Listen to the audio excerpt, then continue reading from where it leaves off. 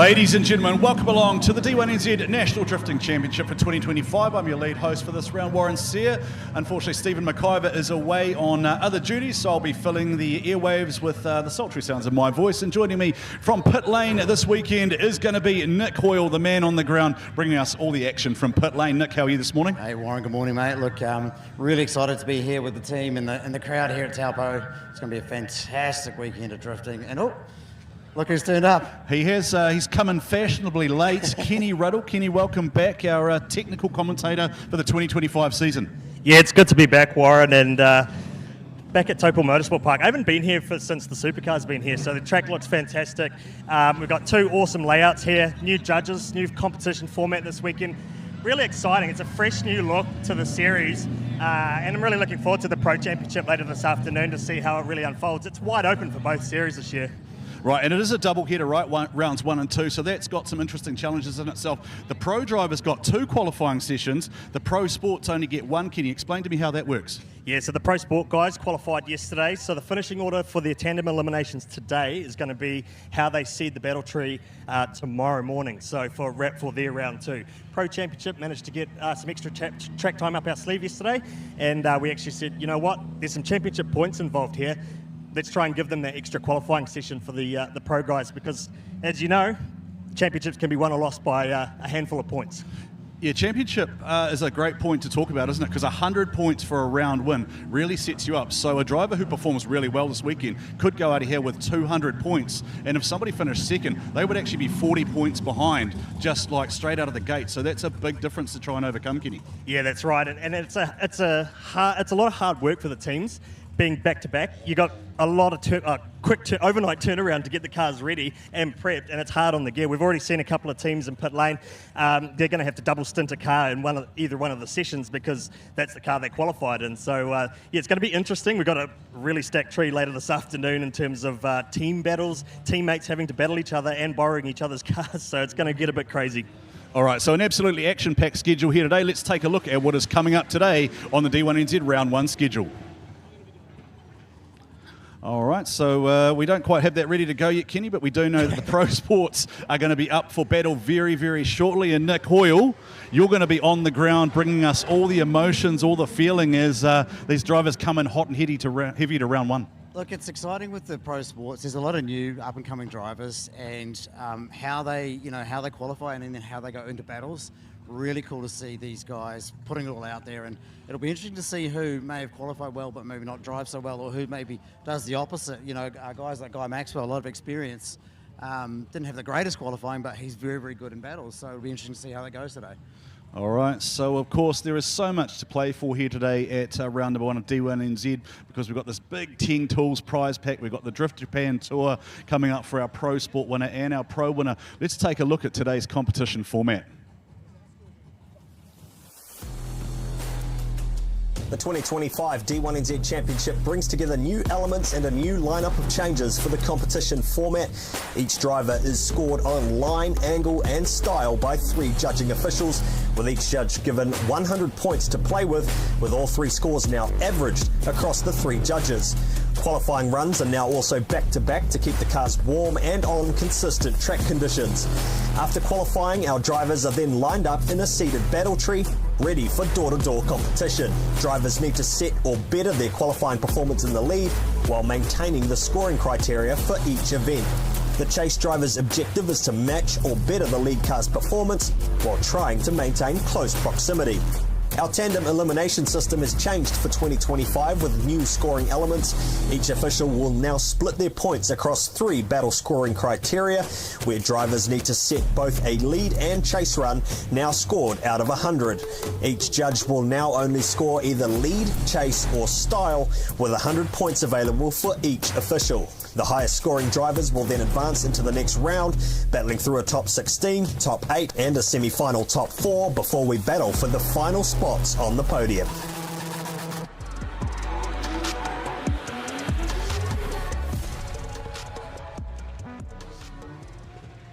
All right, so now that we know how things are going to flow today, it's time to introduce our judges for this year's 2025 series.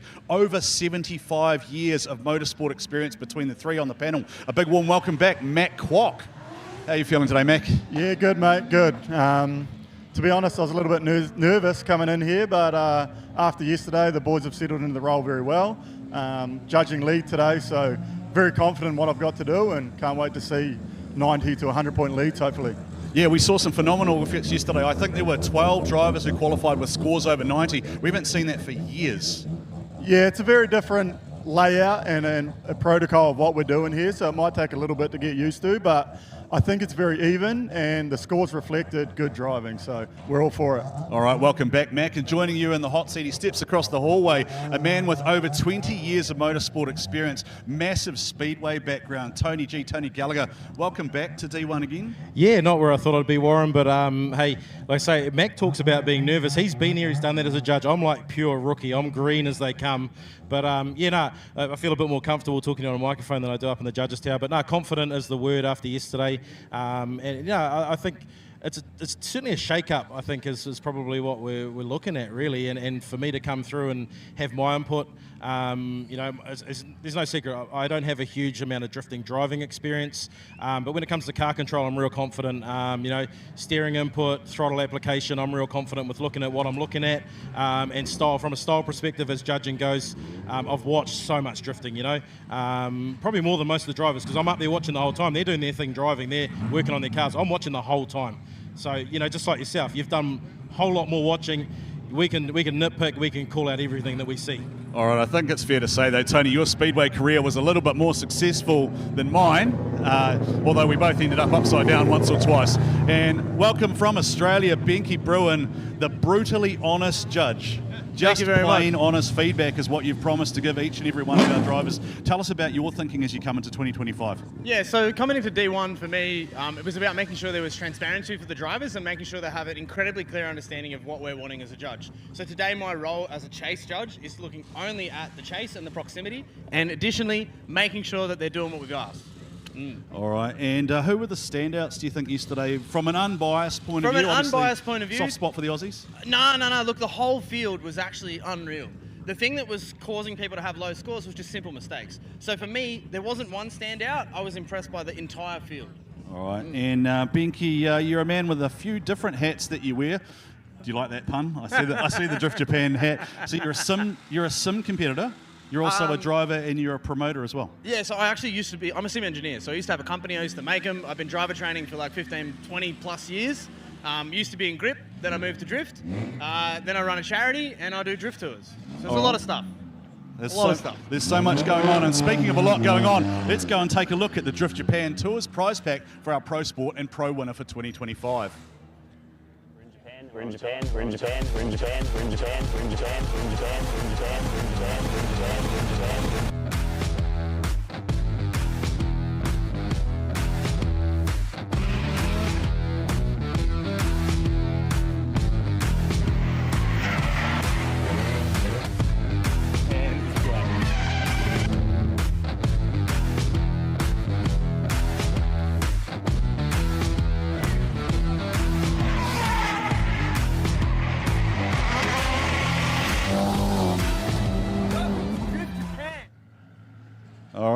Okay, so we've had a look at the meeting the judges panel for 2025. We've had a look at the layout. We've had a look at all the things that are going on. Nick, tell me, what are you looking forward to most this season, my friend? Well, it's season's wide open this year, which is really, really cool. We've got a lot of experienced drivers that had not returned, like our champion from last year. He will do, I understand, Bay Park. But it kind of leaves the Pro Championship wide open. And then there's the Pro Sport, of course, which is the new and up-and-coming drivers. And as you know, there's some really good talent in there. Yeah, as we've heard, there are a lot of drivers who are doing slightly different seasons. Look, it's no secret New Zealand's faced some tough times at the moment, so we've heard a lot of drivers talking about doing round 3, round 4 down at Mansfield, and of course round 5 at Bay Park, which tickets, by the way, are on sale for now if you'd like to jump on board and secure those tickets early. Sorry, it's not till February the 15th. February the 15th is the launch date. I'm getting ahead of myself. Yeah. I'm so enthusiastic about this season that I'm getting ahead of myself. That's not surprising, but Mount Smart's on sale. Mount Smart will be awesome. Mount Smart always sells out. So if you are intending to come to that round and all, you do need to book those tickets because every year it sells out. It's a limited capacity event, but it's really cool. You get super close to the action. So Mount Smart is actually a special place for me there. Mount Smart is, yeah. All right, Nick, we are moments away from the Pro Sport battle, so let's go and take a look at the judging criteria for 2025. It's time for round one of the 2025 D1NZ New Zealand Drifting Championship at Taupo Motorsport Park for day two. We are on the traditional reverse layout, and the lead line will be in the right lane off the start gate. Judges will be looking for the lead car to hold a wide line approach all the way through initiation. Be careful not to cross the blend line on approach to full throttle outside zone 1. There are some big penalties for this weekend. Cars need to be within 300 millimetres of the white lines on these outer zones, but there will be big deductions for crossing those white lines and creating wheel drops. The ripple strips here on the reverse layout are very hard on the cars, and they are off the ideal line. So again, there will be penalties for the lead car trying to use these ripple strips during the battles. One transition zone, 4 outside zones, and 1 final inside apex make up the scoring layout for round 1. Keeping an eye on those zones will be our new judges lineup for the season. Matt Kwok is back in the D1NZ. He's done plenty of laps around here and will take the seat as our line and lead judge for 2025. Australian driver and international guest Bungy joins us this weekend, scoring for Angle and our chase runs during the battles. He's done plenty of wheel work with Drift Japan over the 25 years experience he has in motorsport. Our final judge crossing the hallway from commentary last year is Mr. Tony G. Tony Gallagher, bringing loads of experience from racing in the New Zealand Speedway circuit, as well as a team manager, driving and judging drifting events around New Zealand. So now we know how it's got to go here at round 1 and round 2 of D1NZ for 2025. And of course, the drivers are competing for this beautiful Ting toolkit, Nick, and it's dragged in some phenomenal drivers as well, hasn't it? But I'd love this in my garage. What do you reckon? I have tool envy right now, looking at that. And the best bit is there's one for both rounds this weekend. Oh, so there's 2 up for grabs, and that, of course, has brought across international driving talent. We've got Brodie Mayer, we've got Luke Fink, and all the way from the United States of America, Jeff Jones. Jeff Jones experienced some New Zealand culture, a New Zealand icon, as he landed and came to Taupo. So let's go and check out Jeff Jones getting the living scared out of him. Good until right now. It was great. So these guys are like, you want to go bungee jumping? And I was like, sure. I'll go with all the D1 dudes, have fun. I'm trying to hype myself up and pretend that this isn't crazy, right? For all the drift boys, if I've been drifting for 20 years, I can do this, right? I'm wearing a cool shirt. Never give up, never something. Hot pit boys, forming the D boys, drifters. I'm freaking nervous. Whatever. Right above your head, right up. Yep. All right, and we're going to lean forward. Here we go. 3, 2, 1, bungee. Let's go!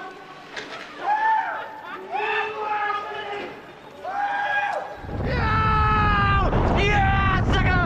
Let's go!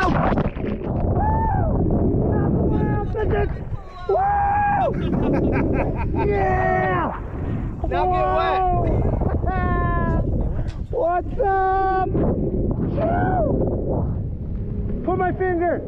All right. That wasn't as bad as just the hype and fear of standing there. Oh my God. D1 New Zealand, thank you. James, JDM Racing. You guys, you're suckers. Why didn't you come here? Ah! That is exciting, and I hate you, and I'm so glad that we did this, because jumping and the weight is so much worse than the actual fall. But oh my God, before you take that first,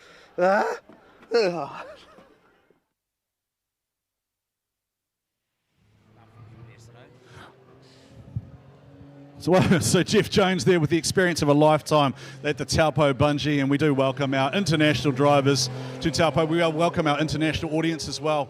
Nick Hoyle, for 21 years, D1NZ has been the name synonymous with New Zealand drifting. We've had 11 Drift Kings, we've had 14 Pro Sport champions, and a stellar field looking to compete this weekend to try and pick up those very valuable points across rounds 1 and 2. Have you got any early picks? Oh, I think the field's wide open this year. For the Pro Sport, there's probably, Dan Edwards, he just missed out last year. Keske obviously took the W at Bay Park, but he's got to be one who's looking pretty hot. Obviously Corbin Wilson and a couple other guys coming through there. But in the pros, it's wide open, man. I don't know. I wouldn't want to put my hat on anyone at this point. Yeah, I'm hearing a lot of talk because of the fact the internationals are here, because we've got guys coming back for 1 or 2 rounds. It's really going to throw a cat amongst the pigeons, so to speak, in the points table, because there's 100 points for a win, it's 80 points for second, so that 20 points is just so valuable. So again, this first and second round is just really going to set up your season campaign. And the other thing that's really key, Nick, that you're going to be focused on, and so will some of your fellow co-hosts in pit lane, is that reliability.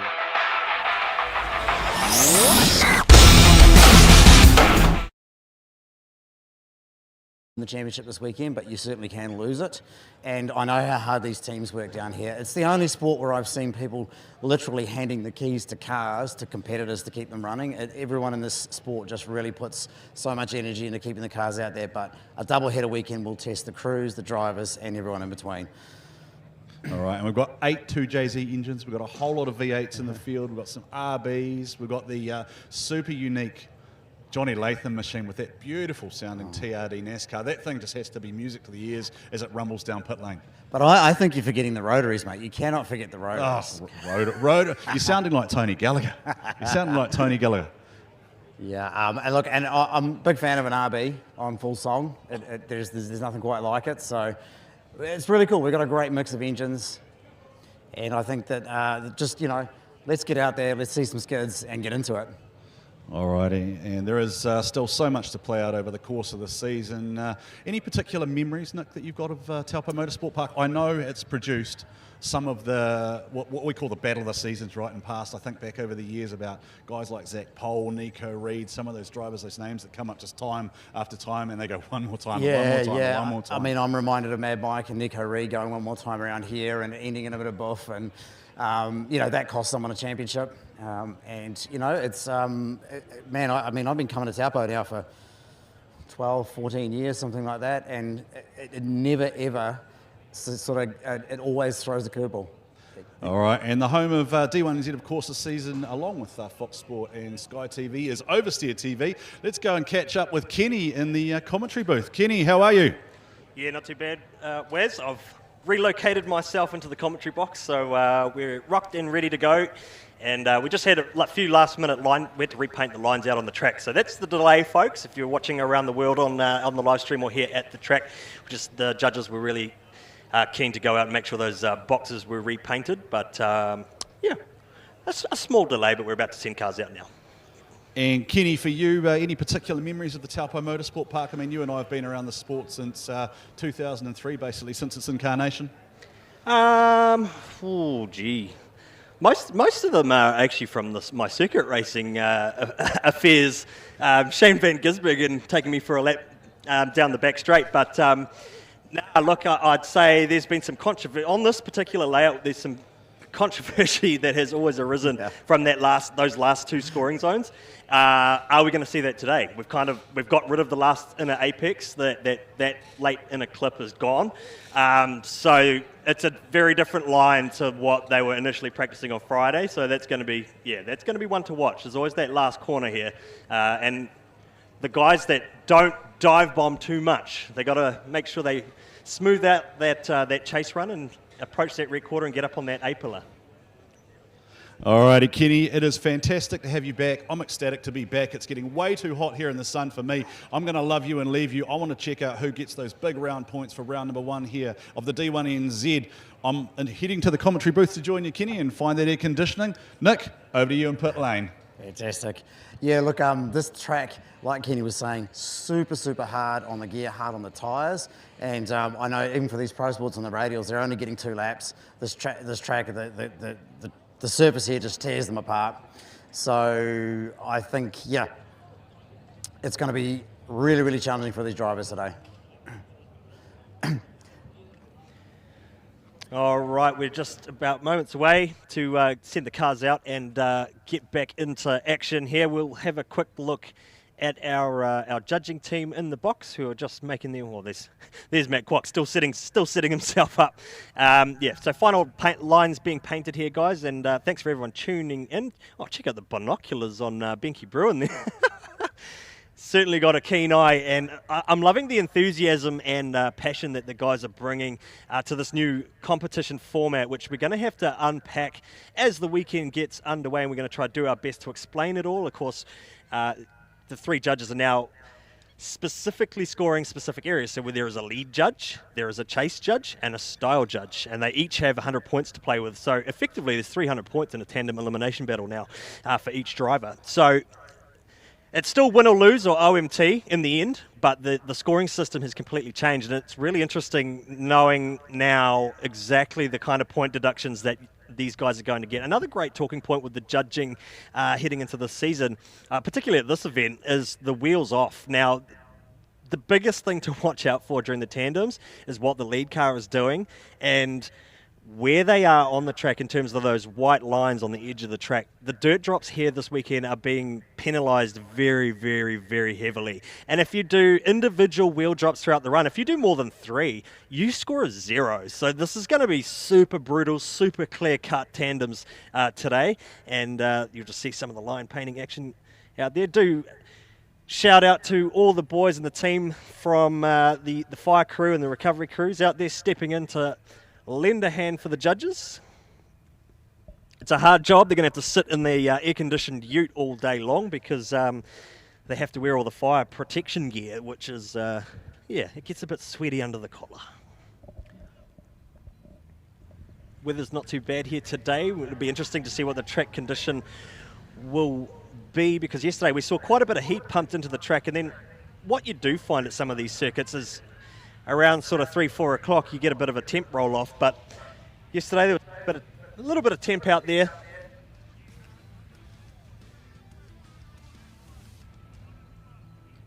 And if you've just tuned in at the track or on the live stream around the world on Oversteer TV, we are kicking into the Pro-SPORT 235 Restricted Class. These guys are limited to a 235 radial tyre. They're not allowed to use a semi-slick compound, and they're certainly not allowed to use nitrous oxide. So it's a very different car setup for a lot of these guys, although in saying that, despite other than the 235 radial tyre on the rear, some of these builds are pretty much like a Pro Championship car, and that's part and parcel of what this class is about. It can be used as a stepping stone into the Pro Championship, get a feel for national level competition, and slowly make adjustments to the car or upgrades, and then if you get the sponsorship package right and you get everything, get all your ducks in a row, Warren, you're able to actually step up to the Pro Championship and have a crack at the big dogs. When you were talking about making adjustments very slowly, Kenny, I thought you were talking to me, just making my way back into the commentary box here.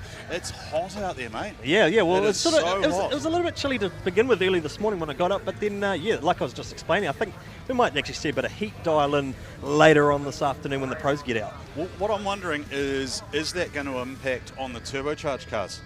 Well, heat is ambient, right? So yeah, ambient. Well, you also look at the you look at guys that do hill climbs and stuff like that, and the engine tuners are always keeping an eye on the elevation changes as well, atmospheric pressure. But yeah, in terms of the track here at Taupo, it used to traditionally have a harsh surface, but I don't actually know what the surface is quite like now, since the supercars have been out there laying some rubber, as well as the drift guys from Friday. Well, we do know that, what did we work out yesterday? 1.85 laps is basically about as many as you can actually get out of a set of tyres here, particularly once you cross over that kind. We agreed it was about 800 horsepower, 800 to 850 is about where you see that tyre roll off. Let's use that famous term, tyre dig. Yep. Yeah, tyre dig. We're not going to get into overlaps and undercuts and other bits and pieces because we're not that smart. Well, the tyre dig is going to be a huge thing this weekend as we prepare to talk to our judges this weekend. And look at those Matt pretty Kwok faces. is locked and loaded there with the microphone, so perhaps we can have a bit of a chat with our judges and find out just what they're going to be keeping a keen eye. We're talking about tyre dig. I mean, like the marbles yesterday on that Track 2 layout, I feel like were a bit of an issue for those first qualifying runs. Yeah, I'm not sure if the judges can actually hear us. I don't know if they've got a speaker operative in that room at the moment. We will be bringing you, Kenny, unprecedented access to the judges this season. It's part of the new coverage package here on Oversteer, along with Sky TV and Foxtel? Foxtel and Kaio. Yeah, Kaio as well. So I think Pacific TV as well. Right. And the islands. Oh, we're going to the islands now. We're broadcasting to the islands. Do you know what I would love to see, like a state of origin. Imagine that, like a Samoan drift champion, a Tongan drift champion, a Fijian drift champion. Speaking of famous drivers from other islands and other nations. The nation of Hawke's Bay, the real Bay. Matt Kwok, how are you? Good, mate. Yourself, was it? Oh, mate, I'm enjoying the air conditioning, actually being back in this commentary box. Yeah, to be fair, our air conditioning is not too flash. It's Is it not good? No, it could do with a service. Call DMAC Electrical. Oh, well, that was a good plug. That didn't take you very long to get that one in there.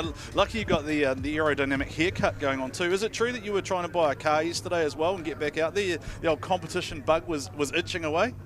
Nah, that's all lies, mate. That's lies. I did inquire about one or two, but just an inquiry at this stage. Just in the waters. Just watch listed something. Just watch listing. Look at Pretty this, much, mate. Look at this smile on his face. Did you do any reminiscing about the days you drove the that iconic Milwaukee S13, the twin turbs V8?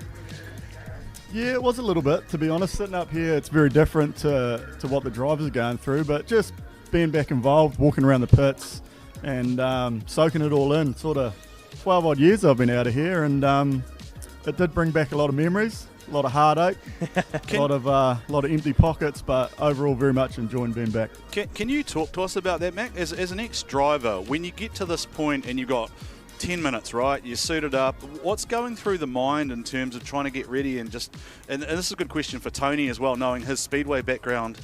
So that, how do you get primed up just to be in the right mind frame to go out there and really lay down that lap?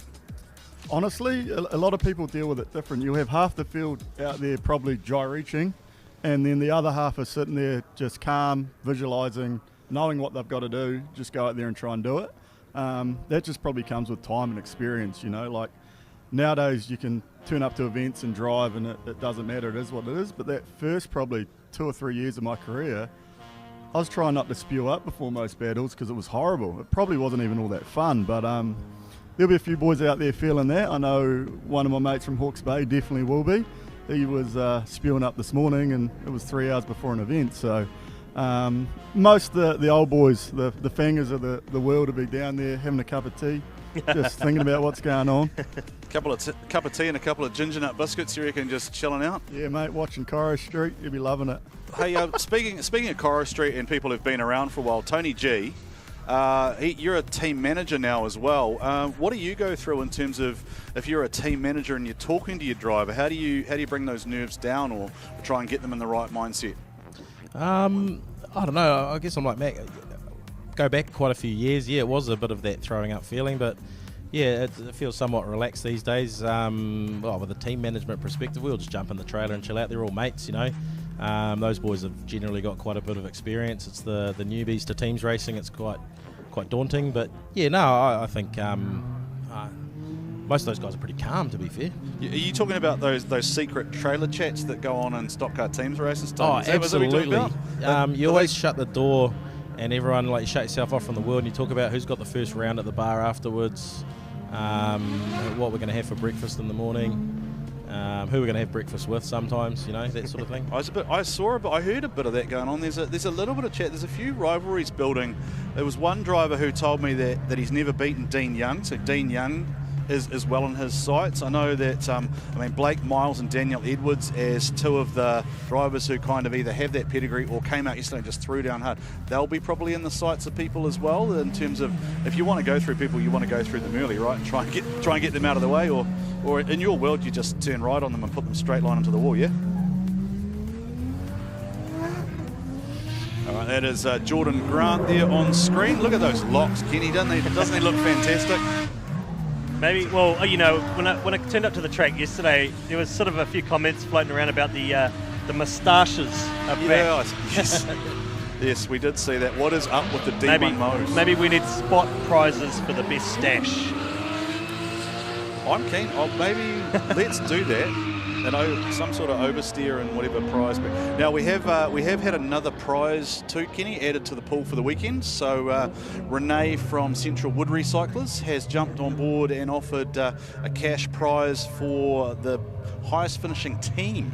Ooh. So 2 cars or more, basically points based on the result, and the higher finishing team will get a cash prize for round 1 and for round 2. That's pretty cool to see a former driver like that getting involved again. And, more prizes, the better. Another now, person I think because Renee is actually spotting for Riley, right? Yes, he is. Yes. Yeah, Renee Richmond on the cans for Riley McEwen, who is the winner of the D1NZ scholarship. Well, one of 4, right? There's 4 scholarship winners, I think. One scholarship winner, but there were right. four finalists. major finalists. Right. And it looks like we are getting set and ready. It is the most battles you will see all season in one weekend. This is Curtis Lilly and Zach Green. Zach Green in the Stagia wagon. Curtis Lilly S14 on the outside, and he will have the lead as they come to zone number. Now, Kenny, we were actually wrong yesterday, right? We were kind of telling people that they should have been lining up their box. You're supposed to go around it. So Yeah. Well, that's what I was saying. Front wheels need to be through that box. So we'll just see the red Stagia in chase here. RB Power in the chase, and I think might even be RB Power up front for Curtis Lilly, who qualified in 10th place yesterday. Zach Green in 17th. A little bit of a scrappy run to start, but the first pass of the Tandem Eliminations Pro Sport Championship this year underway. Here is Take a look at the GT Radial replay. GT Radial, of course, the official tyre of D1NZ for the 2025 season. And Curtis Lilly up front now. Curtis Lilly, interestingly enough, I joked this morning about washed-up motocross riders. Curtis Lilly was a Husqvarna team rider. That's how good he was on 2 wheels, and he's certainly finding his feet here in the Friends Motorsport Carter's Building Supplies Sylvia S14 out front there, and it's not bad. But Kenny, something we probably want to focus on is the difference in how the judges are now looking at battles. So we've got a lead judge, so we have one judge focusing solely on lead. Yep. We have one judge focusing solely on chase, and then we have one judge focusing on effectively the style component, which is taking into account both lead and chase, both drivers at the same time. And we don't expect huge variations in that, particularly at the pro level, right? The battles are usually pretty even, so it's going to be really interesting for the drivers to get feedback after the rounds to see how they score, going back to those 100 points, right? And you'll be able to go lead for lead, chase for chase. Yeah, that's right. What was the difference? And there are the men in the hot seats, Matt Kwok, Tony G and Bungy, along with our new judge's assistant and our very official looking Joe this morning. The girls keeping things on track and on time here. Yeah, I had I did do the laps of the pits this morning, Kenny, to get a Got some bit updates? of insight. Yeah, just wanted to know who was down there, and a lot of first-time drivers, a lot of guys who haven't done a season before committing to a full year, which is nice to see, right? I think it's much easier to commit to a whole year rather than coming in for 1 round or 2 rounds. It's Zach Green from Te Puke Thunder. Yeah, he will power away and he will look to set himself up. We talked yesterday about the Stagia wagon has that big gradual pendulum effect as it switches. So we talk about the front wheels going through that box. That was a lot better but then he's just taken too much out of that inside ripple strip. So that's a big deduction there. Yeah, green is bad. Green is bad. Green is bad. And the white is bad too. You got to stay off those white lines on the track edges. So we have, the judges have been out there and tried to put the boxes out there just to give both the drivers and our fans out there in live stream land and on TV later on as much insight as possible. So try and give you as great a visibility of what the drivers are aiming for. And ideally you want to be snapped out to angle and sideways before you get to each and every one of the zones, Kenny. And yeah, they want the judges have been very, very clear about big aggression, snappy transitions. Lots of fluidity, lots of commitment through the entire run. We really want to see fast, smooth runs. Now, of course, that criteria is a little bit hard on some of the pro sport rigs that are out there, but these guys are getting out there, giving it a go, and they're going to be judged under those same rules. All right, so yeah, the way I wrote it down this morning was avoid the box, instant deduction, stay off the green, hold 3 long, no shortcuts, hold wide and then drop back without shutting anyone out, focus on your chase run, hitting cones is bad, and and most of all, do not emulate a poor lead run. Exactly, and I feel like over the years there have been chase runs that have happened in which the chase drivers had more than enough opportunity to actually correct the line in the chase, and instead they've actually gone and followed a very terrible line. Yes. Well, easier said than done, right, in the chase position, because you've got super fast reaction times to deal with all the scoring zones and keep the car under control as we await our results down there with Nick in the lane. Yeah, so despite what we talk about with differences in scoring, etc., the same outcome still happens. It's either an A, a B, or an O. driver A, driver B, or an O for an OMT. And you need to have a majority decision in order to get a result. However, a one more time can only happen a single time in D1NZ competition for this year. I'm not sure how long that rule's been in place. Is it maybe 1 or 2 seasons? You can only have the one OMT, and then a decision must be reached in the Pro Championship. Yeah, we've run the sudden death OMT for quite a few years now, and I think it's worked a bit better, because you remember some events would drag out because you'd have, you know, a handful of OMTs. And sometimes OMTs can drag out, because back then you could go 3 times. You could go OMT 3 times. So, yeah, too many. Too many for anyone's attention span, really, and too many for the judges, and really just too hard it gets expensive on the tyres as well. Yeah, really just, I mean, how do you compare 6 or 8 or 10 runs back to back to back to back? There's got to be a difference made there somewhere, and I think in the new system with the lead for lead, chase for chase, I think that's really going to really going to make a difference in terms of how drivers approach the season and how they receive their results and their feedback. There is our man in the lane, Mr. Hoyle, and he will point at one judge. He will point at one driver, or he will point at both if we're going OMT. So let's just see whether a result has locked in from our judges. And the winner is Curtis Lilly. Curtis Lilly going through in the Carter's sponsored Friends Motorsport entry, so that'll be a good start there for Curtis Lilly, a man who has been earning his stripes in the MSC Development Series over the years. Kenny?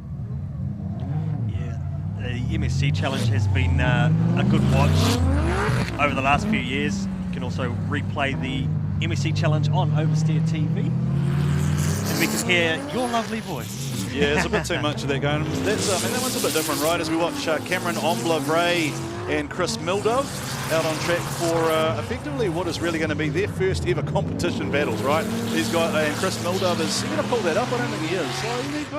I thought that was going to be a real late switch there, but he's a long way back. He's done well to deal with the smoke, pulling out of the smoke there. So Cameron Omblevray, one of the scholarship finalists.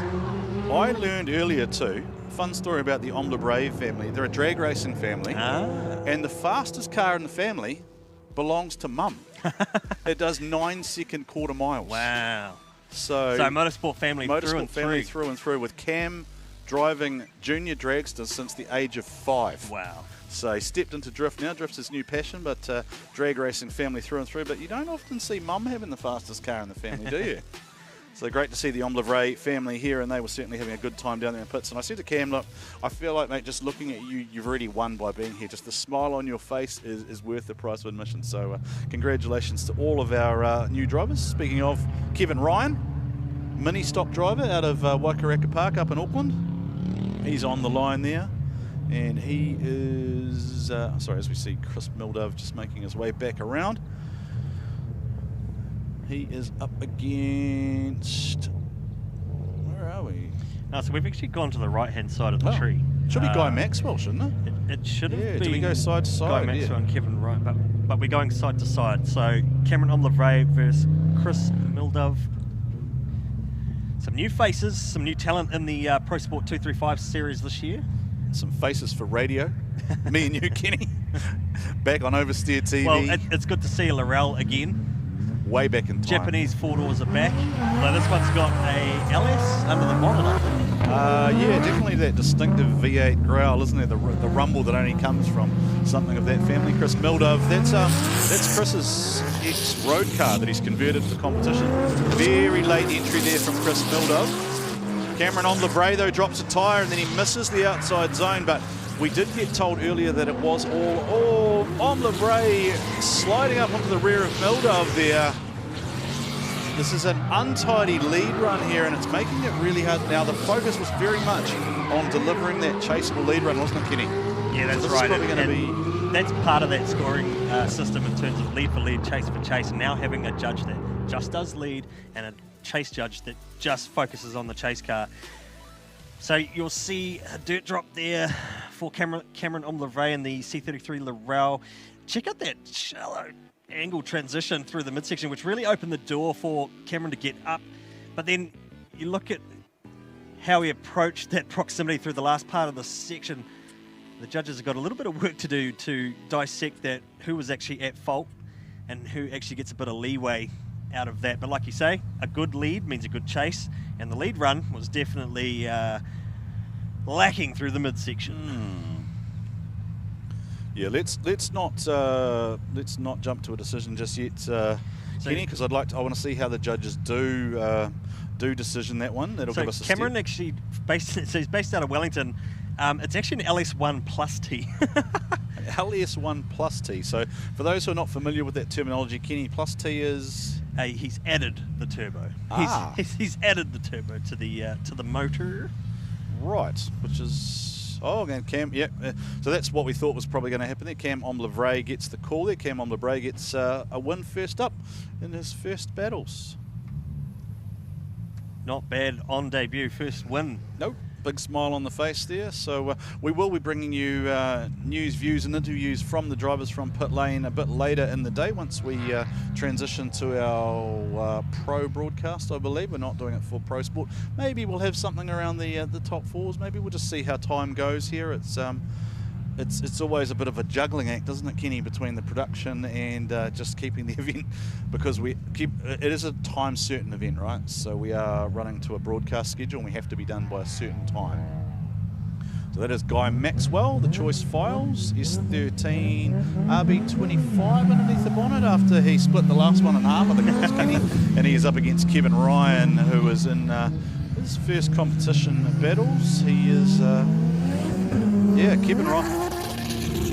So Guy Maxwell has the massive experience advantage in this battle, and you'll see that coming to the fore here as Guy Maxwell as the higher qualifier leads away. Kevin Ryan doing a great job, but a big straight line there, and then he's had to basically almost shut himself out there, and then he's dumped the clutch again, and Kevin Ryan's got right out of it. He had a lot of problems yesterday, didn't he? Yeah, well, I think he just walked himself out there. He's overcooked it on the end there. So Guy Maxwell, at the moment, certainly holding an advantage with my eyes. On the first pass, the Choice Files YouTube channel, go check him out. Plenty of automotive vlogging from Guy Maxwell, the Choice Files YouTube channel. Yeah, and usual disclaimer, right? The views expressed by Kenny and myself are our own and do not represent D1NZ, the judges, or any of our broadcast partners. Because so that midsection there, it almost looked like the chase car balked himself out a little bit there, trying to, I guess, claw back some proximity, and I think he's just got out of rhythm, and yeah, it's all just fallen apart for him. So Guy Maxwell looking pretty strong out there in the lead.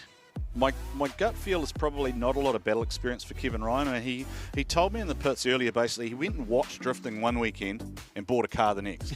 it was kind of that instant. For a lot of guys, that's sort of how you get into it, though, right? You're not exposed to the competitive level of the sport, and you go, wow, I want in on this. Yeah, it's called a midlife crisis when you get a bit older, and that's how you end up with a speedway car sometimes if your name is Warren Sear. But anyway, this is not about me. We're throwing shade at other people, Kenny. Guy Maxwell based out of Rotorua. Kevin Ryan based out of Auckland. So we're just waiting for the cars to make their way a back Rotor around. Vegas versus Auckland battle. State of origin, you reckon? State of origin for drift cars. We've done that before. We did Auckland versus Tauranga versus Wellington. It wasn't bad, but it's really hard to do because once a car breaks, you've got to sub someone in from somewhere else, and then it also brings up those interesting rivalries, doesn't it, Kenny? Because we were talking about the team thing earlier with the top-ranked team. If you think about back in the days, the likes of the Drift Corps, Whangarei was the prevalent area for drift talent, and now I think you'd argue it's probably almost Tauranga or Auckland. Yeah, I was going to say plenty. There's so many teams based there now, and certainly a lot of talent coming out of there. Both the champions at the moment, though, are from Auckland. So yes. Case Pullenberg and Keisuke Nagashima. Although I think Keisuke's now. Oh, he's on the borderline. I think he's Mad Mike's neighbour, from what I understand. Okay. Which is, although technically, I think that's Waikato, right? There's a border there somewhere, which I'm not sure about. So who knows where that is? He lives somewhere near Hampton Downs.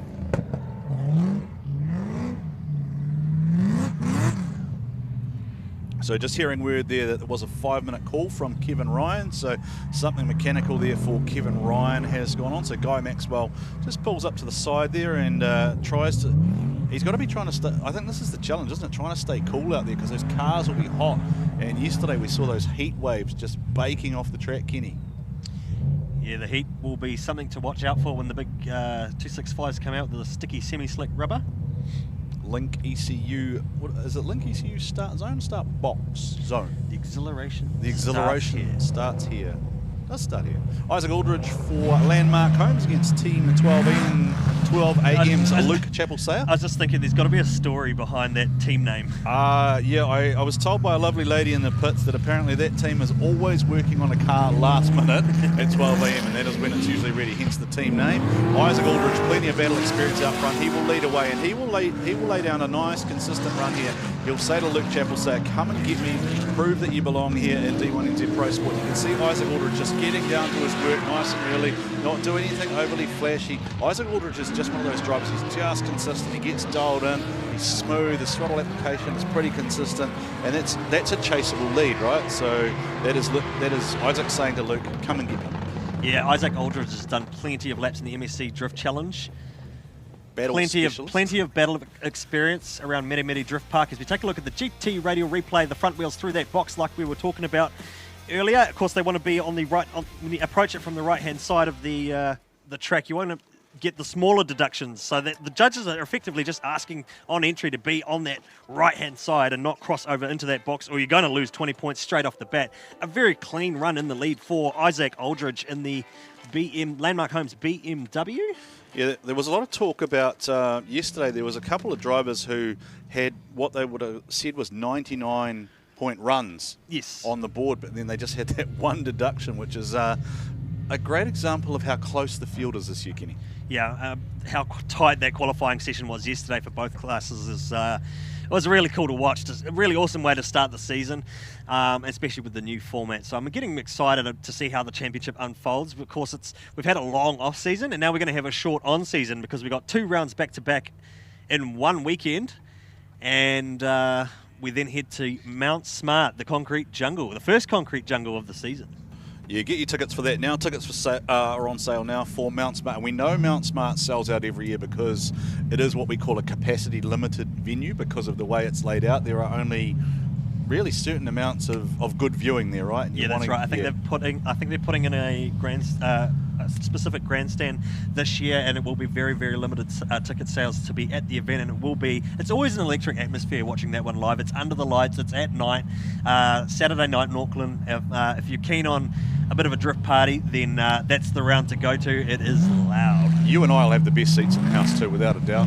No, we won't. We'll be in the commentary caravan watching the live stream. So we are calling to live stream. The judges, however, are watching both live and television camera angles. So if you're wondering what happened there with the battle with Guy Maxwell and Kevin Ryan, there is a 5-minute call happening in the background. Yeah, so we did see a bit of action going on. The spanners being spun on the Kevin Ryan machine by his team. Aldridge there drags the handbrake, but I think he got checked up by Luke Chappell-Sayer there. I think he probably did. Oh, are we going to see our first contact of the weekend? No, both drivers doing a good job to avoid anything there, but Luke Chappell-Sayer turns it round in the lead position. I think Isaac Aldridge almost sort of predicted that was happening. I think he was already kind of seeing that, okay, something's not quite right here as he was going into the last scoring zone. So we'll take a look at the GT radial replay and unpack it a bit further. You'll see there he was a little bit too far on the inside of that box on entry, but not too far over. A little bit off that outside zone, which opened the door for the chase car to get in. The lead car then filling that outer zone. But then here is where things get a little bit tricky. You'll see there was a bit of a hesitation there from Isaac Aldridge. I think it was perhaps even just confidence firing in there. We talk about this last scoring zone of the layout. Yeah, you've got to be very confident about what's happening out in the lead. Yeah, it's an incomplete lead though, isn't it? So even though there's a mistake from Aldridge there, and he was a little bit shallow, that looks like diff or something driveline related there for Kevin Ryan. 3 minutes elapsed so far from our pit official, and call is made official. Kenny, it is Isaac Aldridge going through. Isaac Aldridge goes through as we take a look under the car there of Kevin Ryan. Some spanners in there. Is that a bottom arm or something? Is it just slightly over? Isn't it? Yeah. So they're really getting in there. So have they bent one of the lower arms? Or is it the side of the diff? Is it subframe? Bush? We are not allowed to talk to the teams as they conduct the maintenance, is my understanding, because I guess it becomes a safety issue, right? Distracting people while there are tools in play, etc. There's a lot of no. He's done. He's done. He's out. That's Nick auditioning for his new career as a mime. There were some good dance moves there, Nick. Just down here with the guys from Kevin Ryan's team, and they've done the best to try to get the axle done, but it does not appear they'll be able to get it done. They've only got 60 seconds left on the clock, and they haven't got the old axle out yet. Okay, so confirming it is an where axle there, yeah? Kevin, first competition battle. Kevin, tough way to start things off. It's a tough way to start your season there, mate. Yeah, the boys really gave it a crack there, eh? Yeah, they do what they can do, eh? And how was the car going other than that? Yesterday was all pretty average, but we're getting there slowly. Saw the steering problems and whatnot. So it's much better. Oh, well, look, there's still points on offer. You've got all day tomorrow as well, so... Oh, exactly, yeah. And how did you find the track? No, it's good. It's grippy. It's changed a lot from yesterday, but the car's definitely handling a lot better than it was. All right, mate. Well, good luck with tomorrow. Cheers. All right, thanks so much, Nick Hoyle there, our man on the ground, bringing you insight and information for rounds 1 and 2 here at Taupo Motorsport Park. Kenny Ruddle, Warren Sear on commentary. So with that 5-minute call, then Guy Maxwell advances, and he will line up against Matt Brown. He qualified P4 yesterday. So Curtis Lilly took the win over Zach Green in the wagon, and now he has to battle Blake Miles, who took pole position in quali yesterday as well. So our top 16 tree is nearly locked in. So yeah, Guy Maxwell doesn't have to do anything here. He can just. What is Guy doing? Why would you throw it off the track? I tell you what, race control are going to go down there and give him a big tap on the shoulder and be like, hey, you didn't need to do that. I would not be worried about race control. It'll be Steph backhanding him in the pits, going, what are you doing? Chucking the car off the track for a nothing sight lap. So Guy Maxwell putting on a bit of a show here for the fans. But yeah, definitely. We've seen this before, Kenny. It's one of the things that always bemuses me, so to speak, when you see guys do that on a lap that doesn't matter. It's just weird. Anyway, welcome into Oversteer TV this morning, bringing you the D1NZ Pro-SPORT action. We're in the top 32 if you have just joined us. Pro-SPORT, of course, is the 235 wide radial restricted class, sometimes also known as a development series. We are there's a lot of learning experiences, of course, especially 5-minute calls. There are a lot of rules to follow. Yes, yeah, and we might do maybe a little tech piece on that tomorrow, maybe ins and outs of the 5-minute call, depending on how time plays out here. Again, you can get involved on the live stream in the chat, Kenny, through Oversteer TV. It is subscribers only who can play along with us and give us their thoughts and feelings and whatever else is going on. Find out who's really passionate about we do their have favourite drivers. One of the things about drift fans is that they are amongst the most passionate in the world. I will never fault a drift fan on that. One of the things I guess we sort of ask is that, look, do have respect for the fact that there are human beings on the other side of some of the stuff. But Kenny and I we say things, but it's kind of our role as the host, the commentators, etc., is to bring that extra flavour and give you guys stuff to talk about. But the judges are human beings, the drivers are human beings, the officials are all human beings, and they all do give up their, in the case of the staff, they're quite often volunteers giving up their time free of charge. So let's take a look at Blake Miles for the first time. Miles Motorsport, nice entry there from Blake Miles, and that is why he was the benchmark in qualifying yesterday. That car is beautiful, Kenny, and a waiver in the chase position from Curtis Lilly, who then surges up trying to close the gap, but he is shortcutting down to the inside of the track against Blake Miles there, and Blake Miles just looks like he's on a nice heater run here, sort of picked up where he left off yesterday, and Curtis Lilly in the chase position, not bad, but just not where he needed to be proximity-wise or consistency-wise. Yeah, the door was sort of opened up a little bit more there towards the end of the run. We'll take a look at the start here. GT Radial replay. Blake Miles, our top qualifier from yesterday. A little bit of a hesitation there, actually, from the lead car. Curtis Lilly then driving back up, trying to get on the A pillar, which is allowed. Well, it used to be the B pillar. Now it's the A pillar. Right. So I guess I do want to wonder just how the approach is for the judge, like where the car needs to approach. Traditionally, over the years, it used to be coming up on the rear quarter and then moving up to the A pillar. And perhaps there might be a little bit more leeway now that there's a real focus on, okay, lead for lead, chase for chase. Let's open that pocket up for the chase driver and give him a good chance.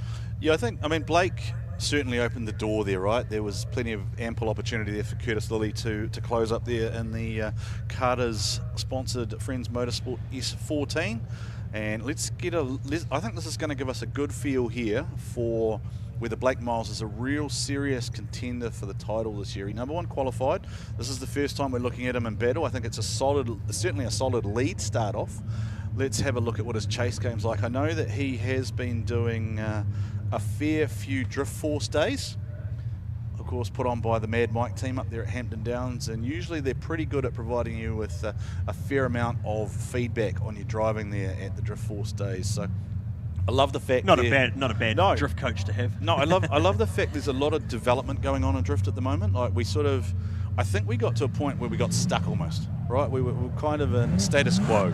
The same names were coming to the top all the time, and I think Case last year just shook everything up completely. Anyway, let's have. Oh, now what's a lot more veterans are coming out of the woodwork to actually guide some of these new young talents coming through. As we see that entry there, almost looked like they were trying to just be a little bit more gentlemanly. Yeah, I think. But then it's opened out. Lily's kept him. Lily's gone now. Blake Miles runs the risk of being stuck in the smoke. If he makes a mistake here, we could see the OMT come into play potentially, because Blake Miles is a long way back there, so the proximity score is just not going to be there. Now, was he holding back because he thought maybe... Yeah, I think something came into the entry. No, he was thereabouts. They're both thereabouts on the line, but Lily's car perhaps actually just drove... I think he underestimated the speed Curtis Lilly had. We have seen this before where drivers underestimate, or they're perhaps given feedback by their spotter maybe, that the car that they're chasing... Oh, okay, so there is a waiver there in the lead, which the judges will pick up on from Curtis Lilly, so it'll be very much a lead for lead, chase for chase. It's interesting seeing the relationship between the throttle, the rear end of we watch the shape of the rear end of the car as it goes through that last scoring zone, and then the reaction from the steering input as well. You always look at the front wheels for a lot of the penalties. Where's the work here from Lilly? Is it just as he comes up here into zone 4? Yeah, so look at this. He was dancing with that real edge of the track there, so there might have been a minor deduction. There it is. Yeah. You'll just see how he transitioned and snapped and how the car settled, and then suddenly there was a bit of steering input to put in there as well. So Blake Miles able to close the door a little bit more towards the end, a bit of catch-up. Yeah, this is definitely one of those ones where, depending on how the decision goes, if we had the capacity, I'd love to go to Nick maybe to get some feedback from Blake Miles in terms of what did happen there, in terms of how that played out. But we'll wait and see how the judges call this one first, because this is again going to give us a real insight. Curtis Lilly, the giant killer, takes out the #1 qualifier, and the team behind him are pumped. You can hear the little throttle dab. Look at the smile on his face. Look at the man is pumped. You heard us mention before that he was a former team rider for Husqvarna as a pro motocross rider, Kenny, and Blake Miles. That's going to be a learning exercise for him. Jason Wu, the Wu Row fighter, and Ryan Parry. LS3 with the supercharger for Jason Wu out of the Drift Academy International in Auckland. Sky Zhao and the D-Spec Racing team on the cans. Kenny mentioned it earlier, a lot of experienced drifters playing the spotter role now coming in. So Sky Zhao mentoring Jason Wu, and Ryan Parry is another driver that we have seen before. I'm not sure who's on the spotters cans, or if he's an analog driver, Ryan Parry. We use that phrase because we talk about old dogs like Fangadan who just don't use comps. They just don't like it. It's not how they roll, and they prefer just to maybe get the old text message or two on the Nokia flip phone. Woo, tidy up front there, Kenny.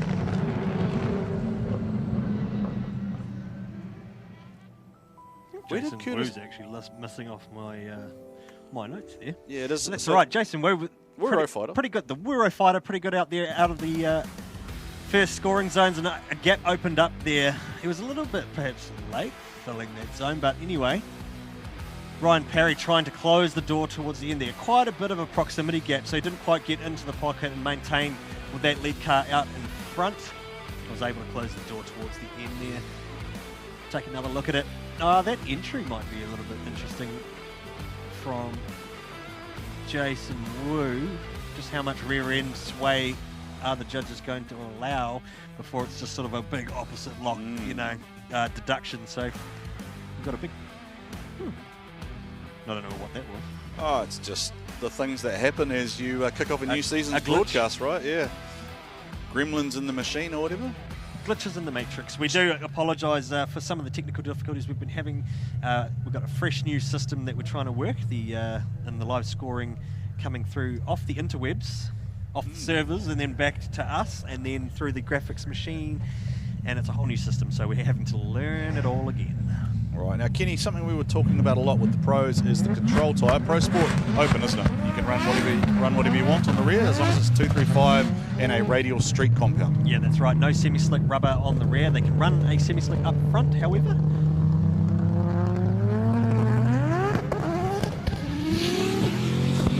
Ryan Perry with the lead here. Jason Wilson's tucked right in there. Ryan Perry is going to try and throw down that lead run and say, come and get me, Jason. Jason Wu, a lot of time spent on the really tight Mary drift track, so really interesting to see how he adjusts it. But he is nice and wide there, isn't he? Right out to that outside zone there for Jason Wu there, and he is delivering quite a nice chase. There is Jason Wu. One of the things that I do find interesting, and it does create some challenges as a commentator, is we have the benefit of so many different TV angles and cameras, right? But it changes from run to run, and it can change your perspective on where a car is because you're not necessarily seeing the same angle or the same thing each time you try and call a battle. So as sort of I'll throw into the broadcast a few times, if we say something and you don't agree with us, then that's absolutely a-okay. We're just calling what we see because we are calling completely to the live stream feed. The judges, however, are looking at things live from absolutely the same point of view each and every time, along with the camera angles, and then they have their own in-house replay system, don't they, Kenny? Yeah, that's right. Just looking at the GT Radio replay, Ryan Perry did it. Actually, a really good entry. Opened the pocket right up. The chase car is allowed on the inside of that box. So Jason Wu definitely taking the opportunity given by the judges and the lead car to get into that pocket and maintain some chase proximity there through that second pass of that battle there for those guys. So be interesting to see just how much of a problem the gap was for Ryan Perry, and there it is. There's the answer. Jason Wu, the Wuro fighter. Nick, Jason, I think, is only going to speak in Chinese, I believe, this week. He's only going to speak Cantonese or Mandarin. Jace, mate, you got the big W. Oh, thank you. Yeah, I've absolutely done my best. 100% commitment. He's a very good driver. Yeah, I watched his video last night all night. Oh, so a little homework last night, so you knew what you were up against. Yeah, I know him. He's a very good driver. Yeah, aggressive and yeah. But lucky for me today, I got a win, so all good. Wicked, mate. All the best for the next one. He's a very humble man, is Jason. Came to New Zealand, Kenny, not speaking a word of English at about the age of 16, and has taught himself. So now he's learned drift slang as well. Drift slang as well. He probably Kiwi can, he can probably even talk with his hands, like all good drifters can. Guy Maxwell and Matthew Brown. I think this has the potential to be quite a tight battle, Kenny. Matthew Brown we've definitely seen before, and Matthew Brown, as he self-professed to me, has damaged one or two drift cars over his drift career, and Guy Maxwell, definitely not a driver that you can hold back against. Sorry, I'm just checking some... Yeah, no, that's all right. Kenny is of course the man partly behind Oversteer as well. So he's sort of doing technical duties along with technical commentary, along with just trying to tolerate me for the weekend. So Matthew Brown, as the higher qualifier, will always be the lead car on the right-hand side of each battle here. If you are new to the sport of drifting, and the driver will try and stay to the right-hand side of that box and not cut through it, then head on out to zone number 2. They want to be nice, and they want to hold 3 long. Guy Maxwell using the opportunity to use those ripples in the chase position. The lead car can't do that, but he's used every opportunity to try claw some track position. That was a really Maxwell, interesting wheel one. off. But a wheel off in the front, though, is too much of the apple on the end. So, that was an aggressive, spicy. That was a spicy run. Spicy's the right word. Spicy's. I feel after watching Guy, just because he threw that wheel off for no real reason, right? He's almost just overdriven a little bit. Yeah, That's, he had it given to him. Like he used every opportunity to start it off and then flicked it in with a big aggressive chase run on the rear quarter there, but I think there was a bit of contact. He's lost in the smoke, he's balked it out and tried to bring the car back in on that inner line, but he's taken too much out of that ripple strip. He's dropped the front wheel. Now, you are allowed to use the ripple strips as a chase car, but not too much. You can't go over the white line, you can't get on the green line. Was that green there? He's dancing with it. Now, a new rule from the judges this season is 3 singles is a 0, isn't it? Yes, that's right. Yes. So 3 singles off is a 0. So that's a bit 1 of contact and 2. there. I think over aggressive from Guy Maxwell. As much as he had those opportunities open to him, I think he just needed to dial it a little bit back. Oh, well, look. But I like watching a good spicy run. We all do, right? We all do. We love watching drivers with aggression. We don't like watching what we call inactive chases. A little bit of cosmetic damage. We're going to bring up the battle tree now. We've seen the guys in the live chat want to see the lineup. A little bit messy at the moment, but the giant killer takes out the #1 qualifier, Blake Miles. Curtis Lilly, the first to lock himself into the 8. We've got Jason Wu has also gone through. We've got Matthew Brown and Guy Maxwell have completed half their battle. Then we're going to see Daniel Edwards and Aidan Daly for the first time. Corbin Wilson, the #2 qualifier, and he's up against Cameron Omlivray, who got a win in the 32. Riley McEwen goes against Jordan Grant. Dean Young is the name on a lot of people's lips as potentially the man to beat for this season. He's up against Isaac Aldridge, and then we have Sam Rowson and Zale O'Connor, who, to be fair, surprised us all, Kenny, in Altezza yesterday. A V8 powered the Altezza V8 as well. powered Altezza. For the V8 fans out there, we're bringing back the V8 versus the Straight 6 Turbo Wars. No, we're not. We're bringing it back because then you got Adam Davies out there in the 20B who's just going to try and obliterate all of them. All right, no, we're doing that. We're not doing the other thing with the engine versus the engine. Oh, the RB versus TJ? No, we're not into that? We're not doing that. All right, so Guy Maxwell has a lot of work to do here. Matthew Brown needs to try and gain some proximity here. There is a huge gap here. Now, we think Matthew Brown needs to be real careful he doesn't fire off the track, trying to overdrive and close down that gap. Now, he's been gapped, so now his best solution probably is just to get back out to those zones. Try and maximise that chase scoring, because the proximity is going to be low there. Yeah, that's right, and that's the best thing you can do in the chase as a chase driver. If you know the proximity is going to drop on you, then you just need to start dialing in the car back onto those scoring zones. I feel like the chase car here has missed the opportunity to actually shortcut. They had an opportunity to use those ripple strips to get on the door on initiation, and I feel like that's just led the gap to get too far away from him. Guy Maxwell, a lot of car speed out in front. He's got a fast car this weekend, and he's certainly hazing some rubber with the big wang on the back again this weekend too. The big wings are back. Yeah, we did talk about the big wang gang making a comeback for the weekend. One of the I guess the question here really, and what we await to see, is how big were those deductions for Guy Maxwell the first time around? Yeah, that's right. We think we saw 2 wheels off. I don't think we saw 3. So how much is it? When you look at Guy's lead run, he probably got some comms and said, "Hey man, you're going to need to have to do a clean lead run because the chase run was probably a little bit aggressive."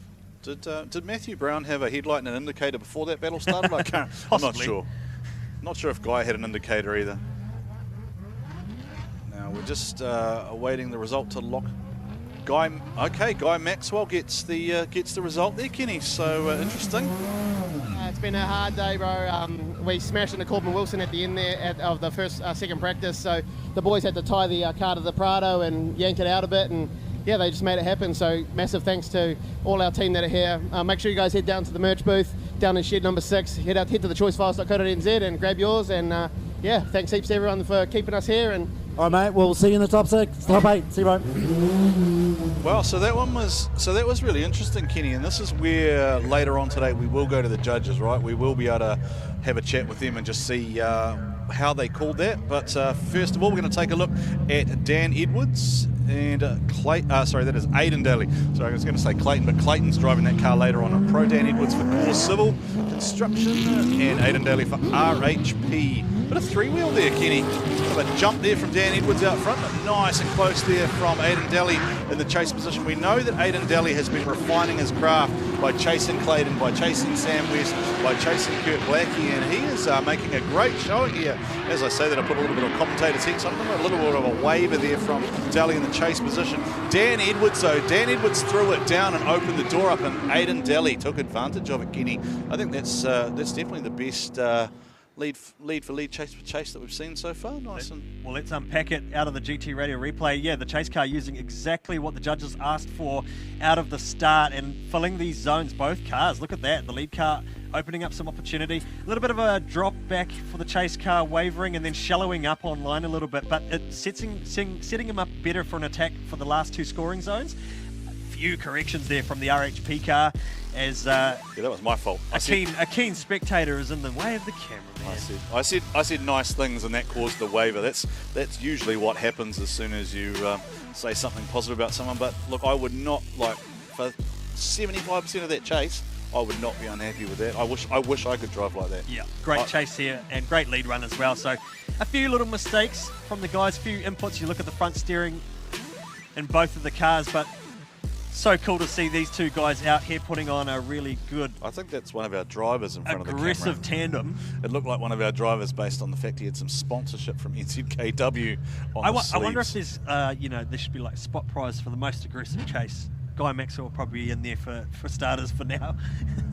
Yeah, but let's leave that one open for now because we have yet to see the pro boys for today. So anyway, maybe you could sponsor that.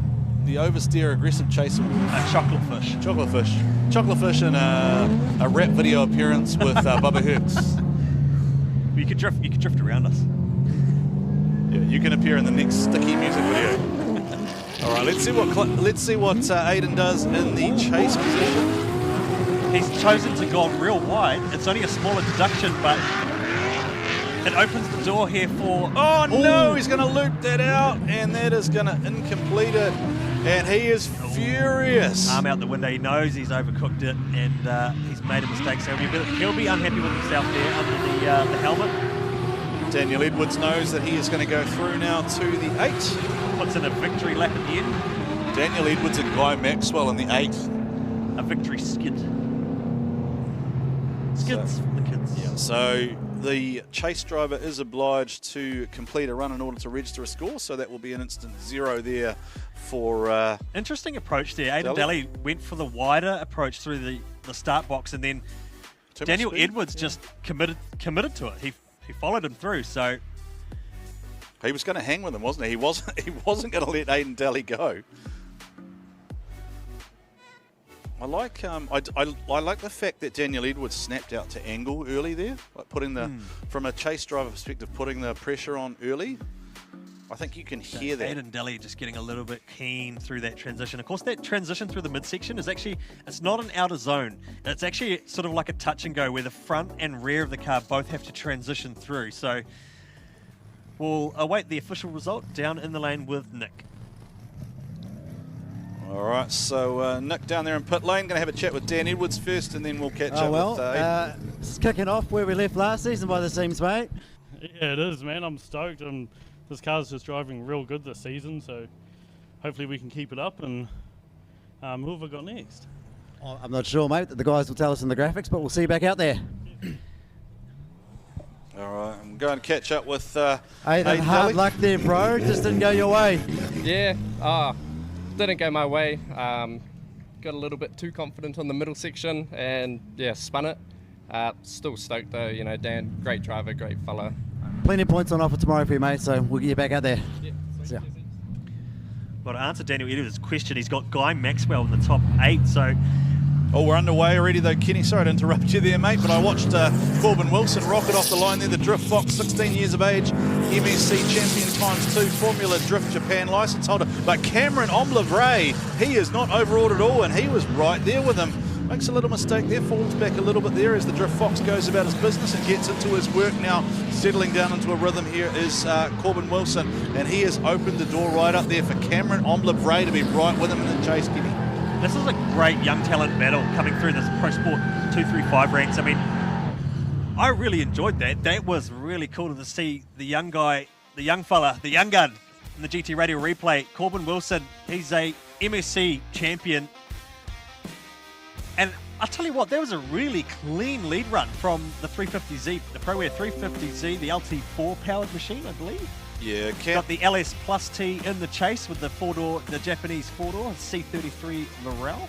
What I can tell you about Corbin Wilson is that he will have a very passionate family and friends group tuned in. There'll be a whole lot of people back there in Gizzy tuned in, watching on Oversteer TV. And so you see those yellow lines on entry, so we kind of want to see the front wheels trailing through there. And that, was that a wheel drop for the chase car? So really great lead run here from the lead car of Corbin Wilson and Cameron Omlevray, his debut season in the Pro Sport Series. hello, Mr. Noel. Hey, Rhodey, how are you? There's Rhodey Knowles there down there in the posters, courtesy of Amalgamated Roofing, the Rhodey Drift team.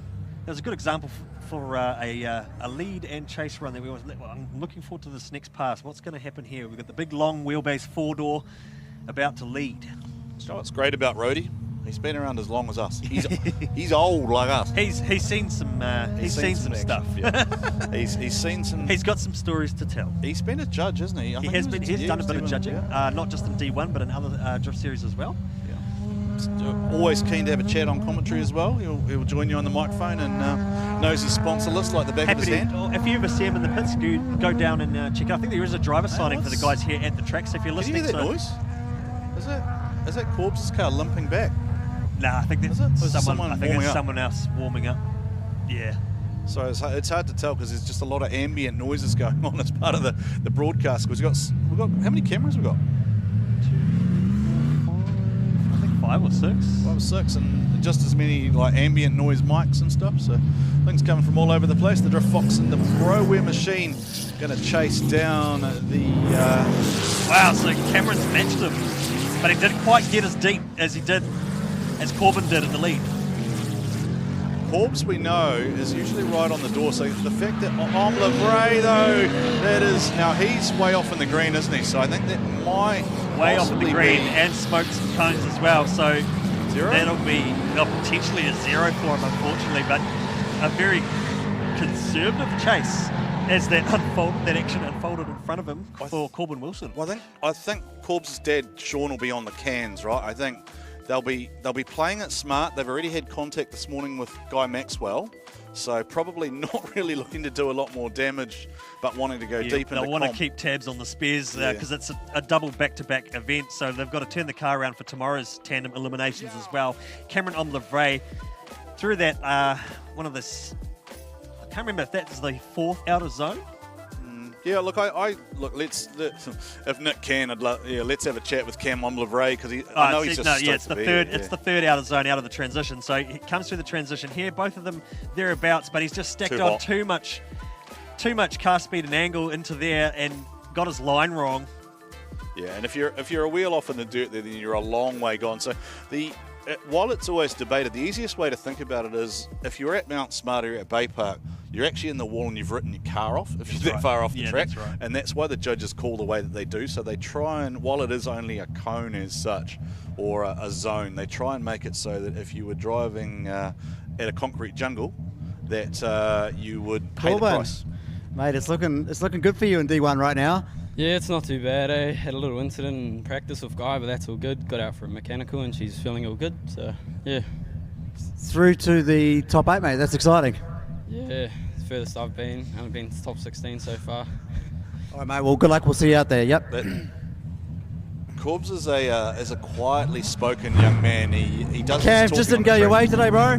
Yeah, pretty good, bro. Just ran out of space really on the lead. Just overcooked it. We do love seeing a low roll out there, mate. That's pretty exciting. Yeah, man, it's pretty cool. All right, mate. We'll see you again tomorrow. Yeah, mate. Thank you. 14-year-old Riley McEwen behind the wheel of Dad Ross's car. He broke his 400 horsepower car once. He broke his 400 horsepower car, so he jumped into the 700 horsepower one. Oh! Did I hex him? Was that me? I think there was a little bit of a hex here, and this is going to be interesting to see how the judges call that because Riley was well off that that transition zone. Jordan Grant opened the door for Jordan Grant. Jordan saw the mistake happen and thought, you know what, this is an opportunity for me to get in. But then Riley's, overcooked it. So just to give you a bit of background on Riley McEwen, who is the sponsorship winner, he's a mini stock racer. He's racked up plenty of wins. Basically, the story goes that he found his way to a private burnout pad on private property under controlled circumstances, and they were teaching him to do burnouts, and he got pretty good at that. And then he went, well, Dad's had a go at going sideways, I'd like to have a go at going sideways too. And now there's a four-wheel drive warehouse team going on down there with Dad Ross's car and Riley's own car, so 400 horsepower car, 700 horsepower car, and on the cans for him this weekend, Renee Richmond. Bring back Renee Richmond. How good would it be to see Renee back? I did see him upstairs when I popped up to talk to the judges, and I asked him, I said, "Have you still got a car?" He said, yes. But he was very reserved about whether or not he was going to come back. It's not. It's not even just a car. It is a weapon of a car. It is. What is it? It's a 20B. It's like 1,000,000 horsepower. It's got a sequential in it. It's got pretty much you name it. It's got it in that car, right? And I think last. Okay, so here's the replay that we're looking for. GT radial replay. Check out what happens in the lead car here for Riley McEwen off the transition zone, and he just washed it. Just washed the front end of it. Yeah. And then, so what's that going to mean for the chase car? The judges will throw some leeway into that. You've got to have, for a good chase, you've got to have a good lead. So the lead car is going to be heavily penalised, and effectively it's going to be a zero. It is weird though because of the way. Although, I mean, Jordan Grant was probably going to have a deduction because he was kind of spearing across with. So just a couple of things just being adjusted here for us in our broadcast trailer. Yeah, it's funny when someone just randomly walks in. Yeah. Let's just wait and see what the outcome of this is, right? We might not even have to worry about trying to deduct minor points or whatever. Riley, I think, will have an incomplete though for the first, so it is going to be all up to Jordan Grant to hold this one together. This will possibly be one of those battles that could go a different way. Riley's doing a good job there. Riley's gone way straight there, and that will be, unfortunately, a tough way to introduce yourself to D1NZ competition battle. Oh, but then he smoked a cone. Is that his? I'm not sure about zero. I don't. Massive deduction, just maybe. So, but yes. they were pretty critical in driver's briefing. Yeah. So let's just say unpack it further. Yeah. So my mind here says that the first battle is probably advantage Jordan Grant, and then I think we might almost be looking at a 0-0 on the second one, maybe, because Riley's definitely straight there. He's had to reinitiate the drift. But then Jordan Grant gets wide there, smashes a cone, which is. So he would have been in the wall if that was like a Bay Park or a Mount Smart type track.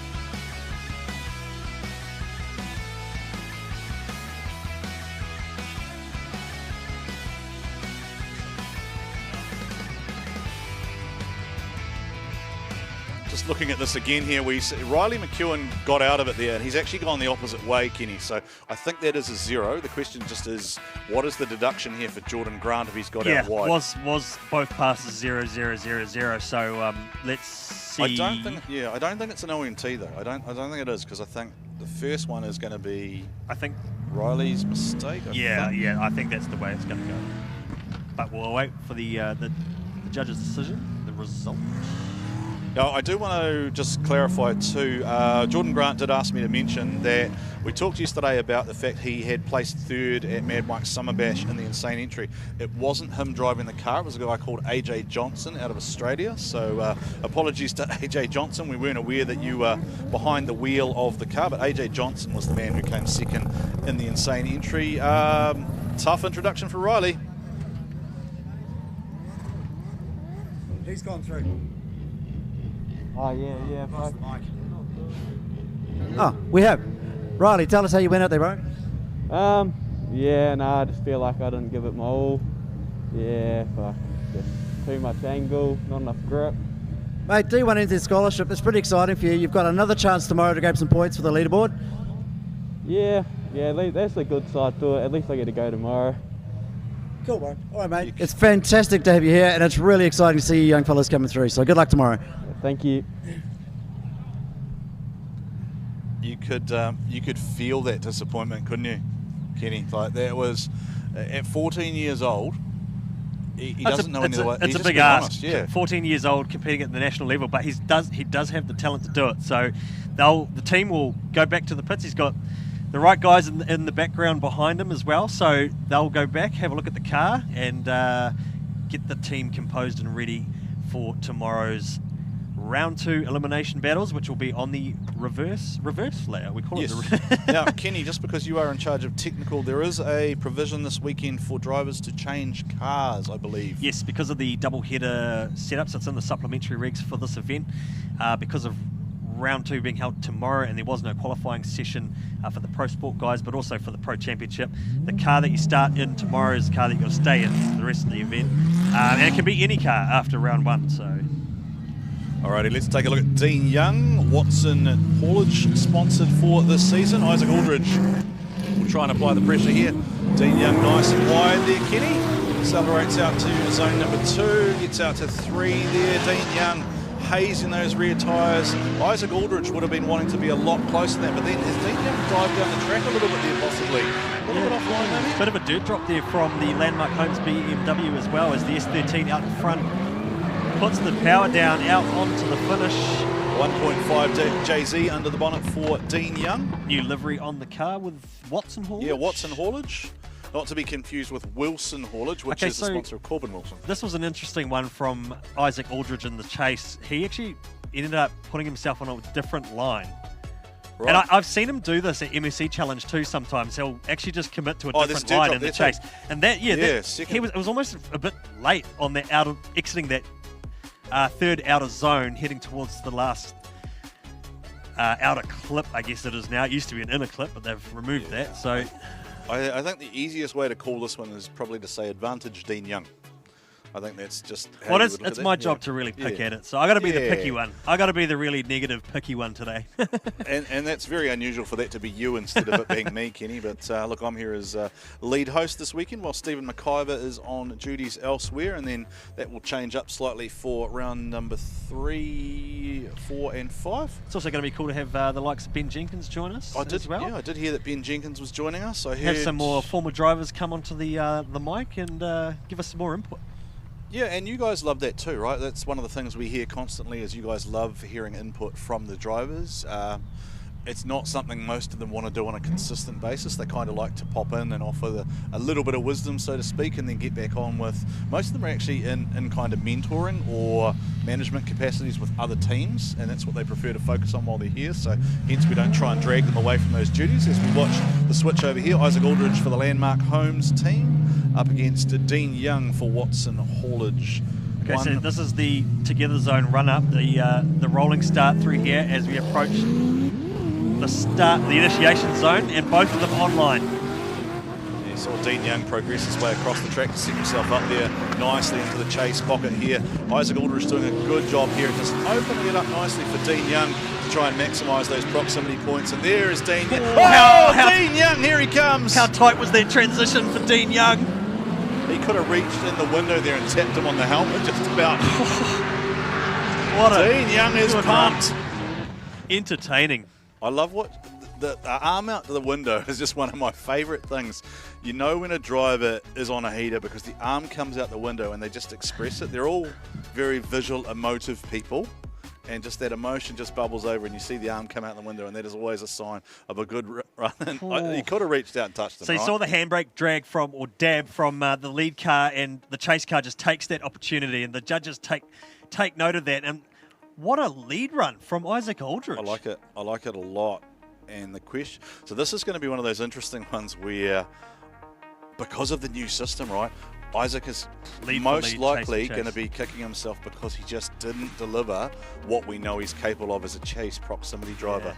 Yeah. It's a big drag, isn't it? So there's that opportunity, that, and chase car just taking that opportunity and running with it, and that's when you get those opportunities presented to you, it's a split-second decision. You got to roll with it. You can watch that throttle modulation too, right? The way that the smoke comes off the tyres from the lead car is always interesting. And there it is, Dean Young Dean Young takes the victory and moves into the next round. I think he put a dent in that roof. He was so pumped there. It's a good salt. Now I think we've lost our engine noise, unfortunately. Have we? In our cans? Well, I have. It went away for me before, but it's now come back, so I can now hear it again. So I can tell you that we've got Zale and Sam Rowson on the line here. Zale, who surprised us all yesterday he referred to it as active aero on his roof, but those are just a set of roof racks that he hasn't taken off. His competition Lexus, which is a V8 underneath the bonnet. Sam Rowson, who came out yesterday running the retro kind of looking Laurel. No graphics on the side, got the Furrow tints, got the big old Meister style wheel on the front, the work style wheel on the back, and he's just down to business. Kenny, I know you have a soft spot for this car as a Laurel fan from way back. That's a bit of you from the 2000s.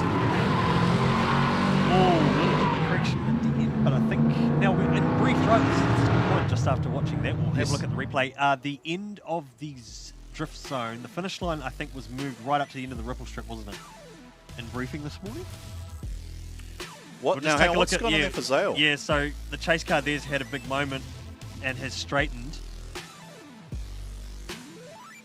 Now, again, development series, a lot of these guys, first time in competition, they won't have probably experienced driving in that much smoke with that much speed before.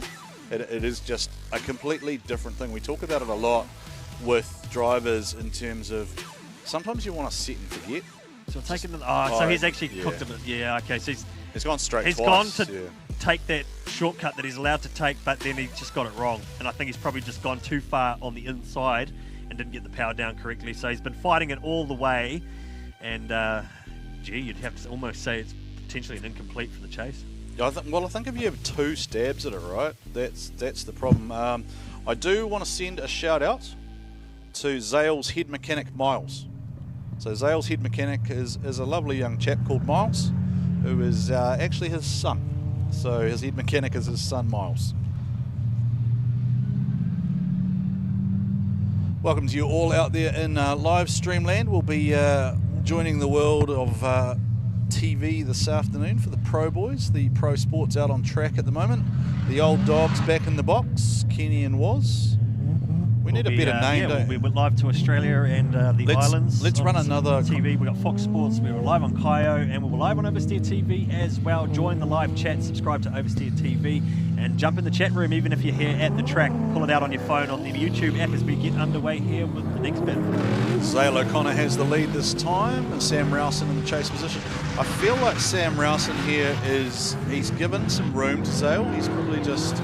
Oh, now there's a mistake there, and that's led to a waiver and a dive down the track from Rowson in the chase. Is it going to be enough to outweigh the mistakes on the first lead, on the first chase run from Zale O'Connor? Oh, is he going to? Oh, I thought he was going to. Yeah. Now, yeah, you're right. I reckon if he had a bumper on that car, that would have hit then.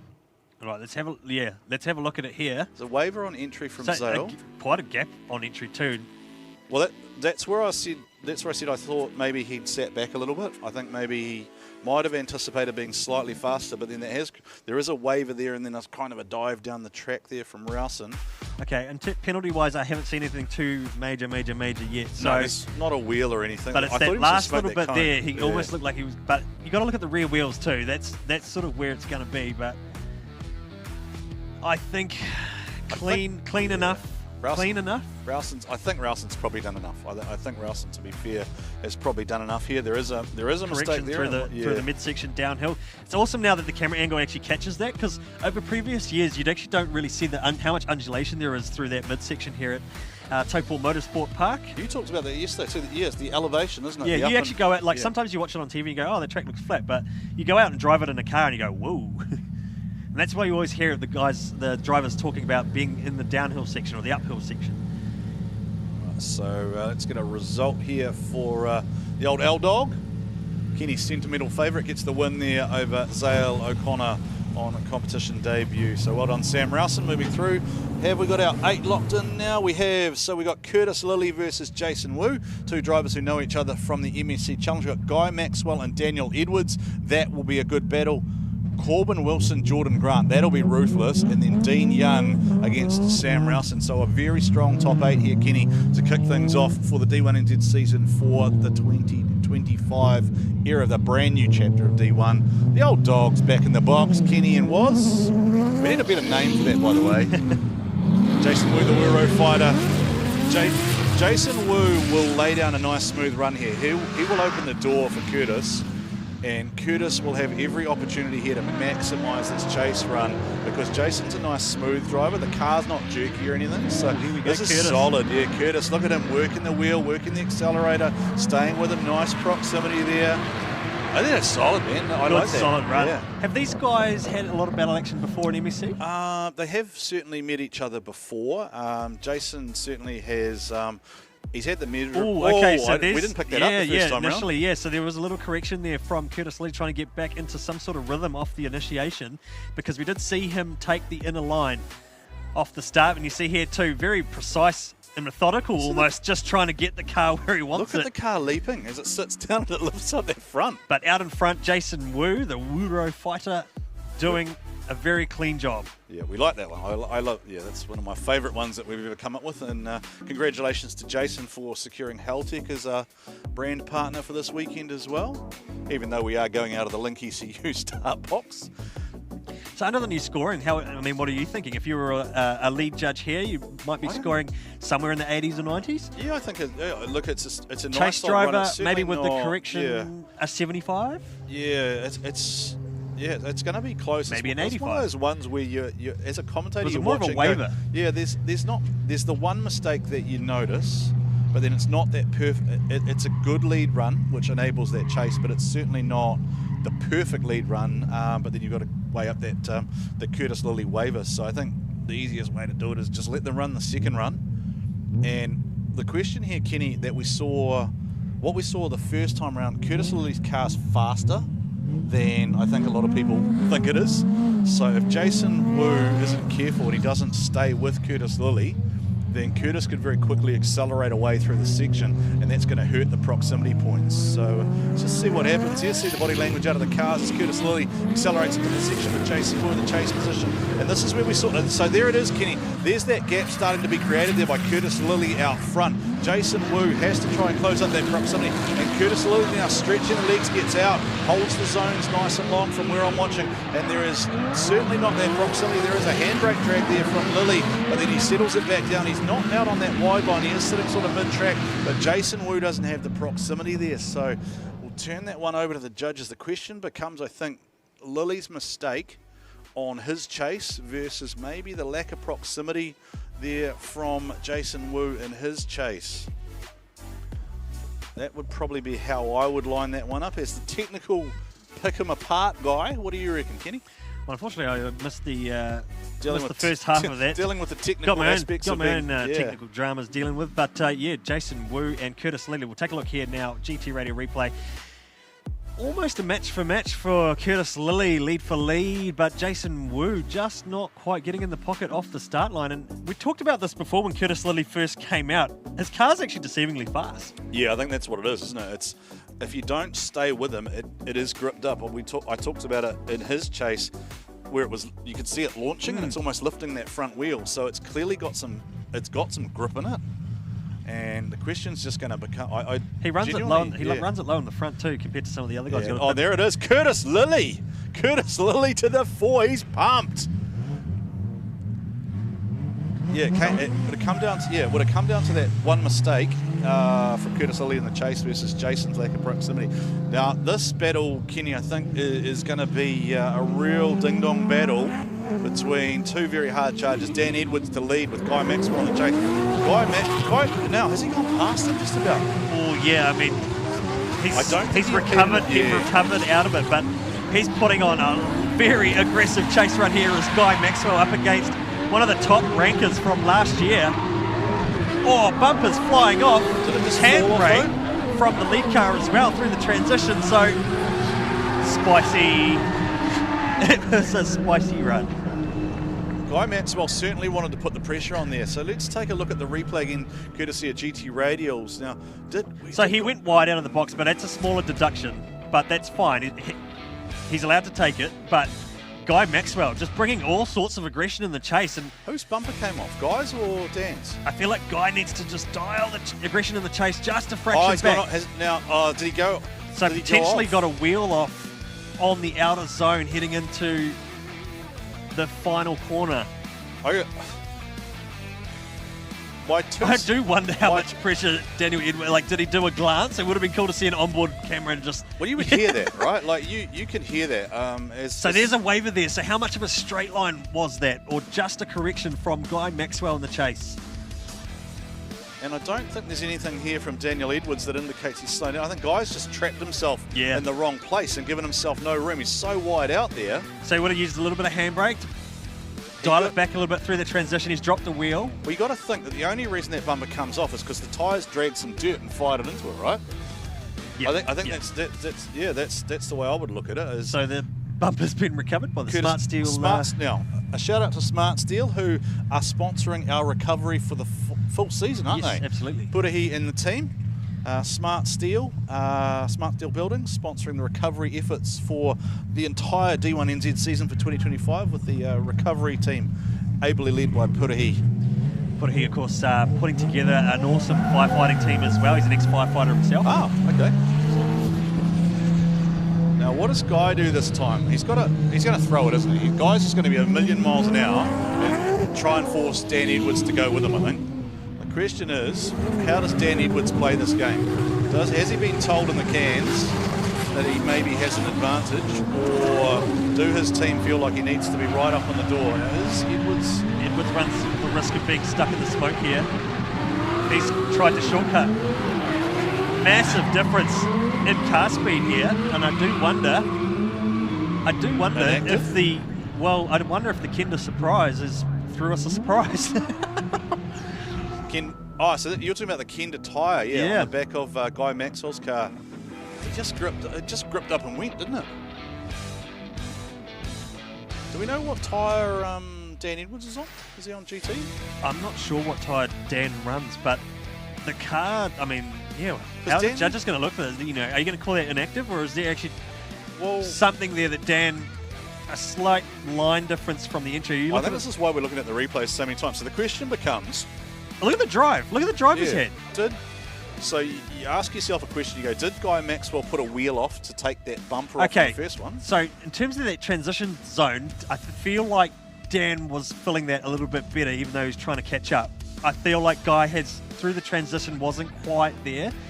But other than that, I don't feel like he gained a hell of a lot out of that. I mean, Dan had an opportunity to just try and catch back up as well. Lead for lead, chase for chase. This is going... Maxwell gets the call. Guy Maxwell goes through it. He is into the top 4, and he will battle Curtis Lilly. Guy, mate, we're through to the top 4.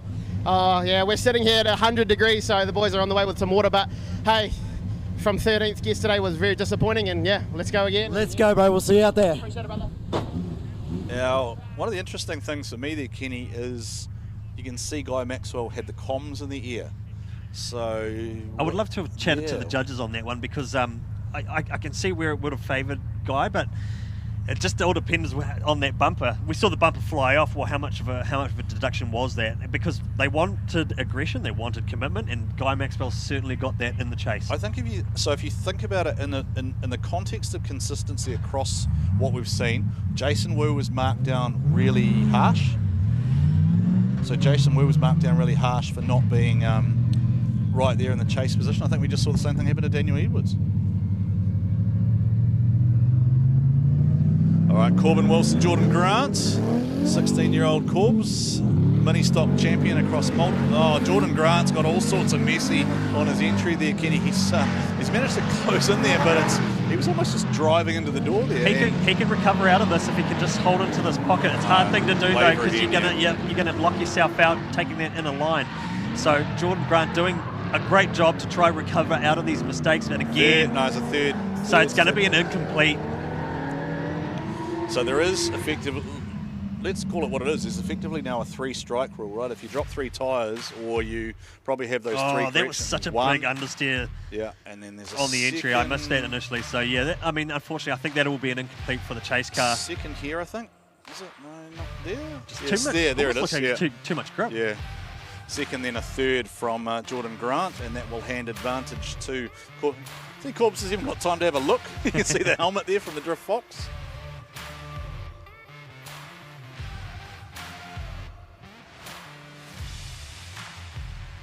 So you see those steering work corrections there for the chase car as Corbin Wilson switches on through the GT Radial Replay, the ProWear 350Z. 370 front, is it? Not 100. I'm not real up to play with that. This is kind of like the discussion we were having yesterday about the various LT4 V8 power under the bonnet. Iterations of the S13, S14 with the kooky and the kinky and the whatever else, strawberry face and the Sil 80 and what's and the point, you got the point 5, you got point 9s. Yeah, S14.9. Yeah, that was it, wasn't it? S14.9, yeah. We'll just call them Sylvias. Sylvias, yeah. S chassis. Yeah. Keep it that way for the purists. So advantage, we think Drift Fox with. Yeah, I think Corbin's done pretty well so far. Too many corrections in the chase run there for Jordan Grant. It is Jordan Grant, yeah. So yeah, so again, just correcting, it was AJ Johnson driving that car at the Insane Entry competition. Jordan Grant though, first competition. Oh, so yeah, third competition ever. Collective garage on the side of that car. Apparently just a bunch of mates who work on all sorts of cars. They've got a show GTR. They've got a drag car, I think, as well. They've got the drift car out there as well. So shout out to the boys from the Bay. So this battle here will be filling the next slot in the top 4, the semi-final. So that will be up against Curtis Lilly. No, Curtis Lilly's got Guy Maxwell. Yeah, you'll have Guy Maxwell. So it'll be whoever wins out of Dean Young and Sam Ross. Jordan Grant on the line to start. Not quite getting the angle through those transitions.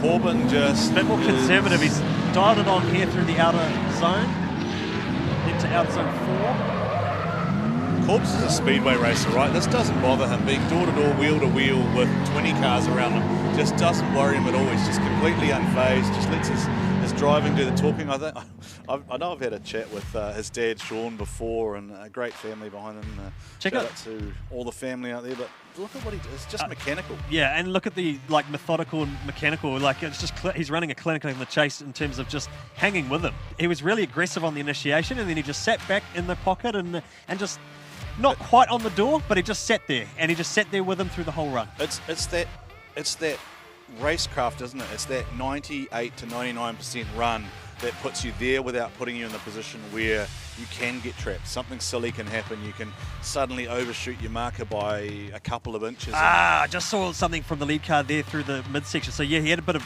a correction through the steering, a bit of a wash, and that just pushed him offline a little bit. So Corbin just hanging back, playing it safe. He's thereabouts. He'll bag some points out of that one.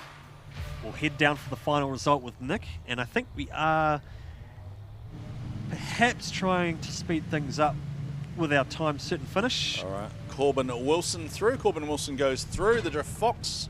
I don't think he'll say very much. Mate, you're through to the top 4. How good? Yeah, no, it's a good feeling, especially after Bay Park. It's good to be back on top, somewhere around like we were at MSC, so that's cool, and go for the next one from there.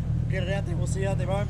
Oh, how good is that? Makes a complete liar out of me, does Corbin Wilson. Jordan, didn't go your way, mate, but pretty exciting driving from you. Yeah, no, it's good. It's the third time I've faced Corbin there in 3 different events, and it's 3 in a row he's won, so we'll come back stronger next time. Oh, well, you've got tomorrow to get that yip off your back, bro. Good man. See ya. Did he just call him out? Are we gonna see a rivalry going down? Is Corbin going to be the one in everyone's sights? Is it going to be Dean Young? Is it going to be Corbin Wilson? Is it Guy Maxwell? Is it Daniel Edwards? Hey, how good is it to have this level of talent, Kenny, in terms of being back at D1NZ and this level of competition drifting from our development series? I see you're keeping up to play there, Oversteer TV subscribers tuning in, and they're a knowledgeable and they're a passionate bunch. Yeah, well, a little bit of discussion there about the Guy Maxwell Dan Edwards battle, and unfortunately we're not able to talk to the judges right now about it, but yeah, certainly an interesting one. Let us know your thoughts. Keep it kosher. Curtis Lilly, Guy Maxwell through to the top 4 as we take a look at our battle tree. Corbin Wilson, which we just saw will be through. Now, there is a 5-minute call underway for Sam Rowson. So they would have been called to the line. Yes. He would have got his 1-minute call, and now he's had to call his mechanical 5 minutes. Right. So, just repeating that again, Curtis Lilly locked into the 4, Guy Maxwell locked into the 4, Corbin Wilson locked into the 4, and Dean Young ready and waiting for Sam Rowson. And that has initiated the 5-minute process for Sam Rowson. Dean Young builds a good-looking car, doesn't he? He's never turned out. It's always good liveries, well presented. 1.5 JZ underneath the bonnet. He's never been a man who has. He's never shied away from that style. He's got a very specific. It's a very Japanese-feeling style.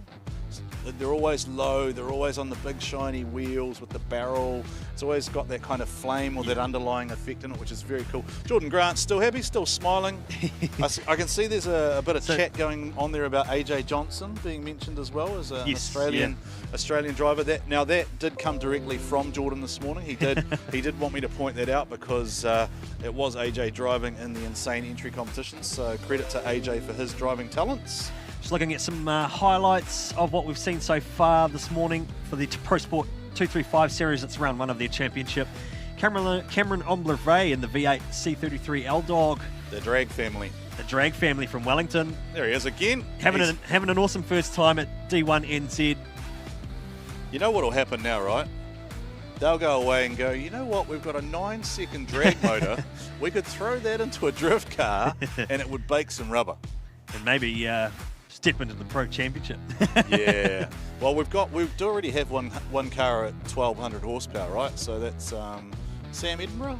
Sam Edinburgh, I think, was it Dan Caldwell? It's one of the VIP cars. I think the Tasmanian Devil as well. Brody, yeah, Brody's up there at just on 1,000 horsepower. Brody Mayer with 45 pounds of boost being ran through the SR Plenty, which is a. But how long does it last? I mean, you think about a little 4-cylinder getting 45 pounds of boost, over 1,000 horsepower, competing for the weekend. I think back to like Papadakis racing in Formula Drift. They were like changing the head overnight every round just to try and get the 4 cylinders going. Well, that's the way it used to be too back in the day for D1, didn't it? I mean, how often did we? I mean, the whole bring back Gaz thing, right? How often did we see Gary and Tony Wider underneath the bonnet of a car rebuilding? Yeah, I mean, we've seen some amazing things here. I remember, I think it was. Is this Rowson? So this is live, isn't it, in the pits?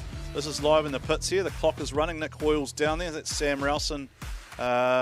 Nick's not allowed to interrupt them while they're working on the car. That's a very clear rule. So not sure if he knows what's actually going on down there. We've got getting pretty close time-wise. Is Dean Young going to get a free kick into the 4 maybe? He's got a minute to go, so if he actually wants to get out there, he needs to sit in the car, and someone needs to tell him to sit in the car and get ready, or you won't be going. Yeah, because you have to be in the car and ready to go, don't you? You can drop the car. So I think if you're going underneath the car, you can remove the jack stand. You can remove the jack and the axle stands after the 5. Yes, if there was something mechanical. Yes. But here they're just working on in the bonnet, so under the bonnet, something in the engine bay. But to me, it looks like they're just going to have to forfeit. So you might as well just call it, guys. I reckon there's 30 seconds. You're not even in the driver's seat. Yeah. Nick's going to talk to us. What's Looks going on, they're Nick? trying to do the front turbo housing on this thing, but we are very, very close to time now. So 20. Well, the driver's not in the car, so it's not happening. He's Sam. Where is Sam? He's got his hands under the dash there, team. So we are we calling it? We'll count them down. 5, 4, 3. Alrighty, so that is. Sam, hard luck, bro. That's a real tough day at the office for you, mate. Which is a bit, eh? Not the way you want to go, but that's right. What was the problem? Blew the turbo gasket out.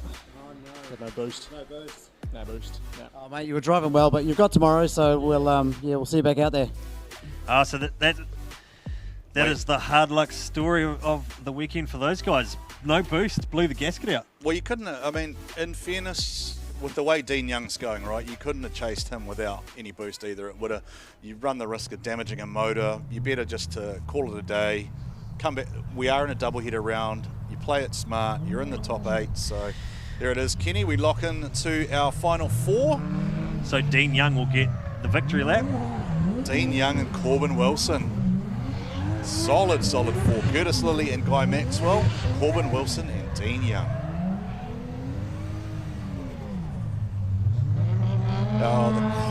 Curtis Lilly will lead, right? Curtis Lilly will lead as the higher qualifier, and then on the other side, Corbin Wilson will lead over Dean Young as the higher qualifier. So we're into the final 4, and we do we battle 3rd and 4th place?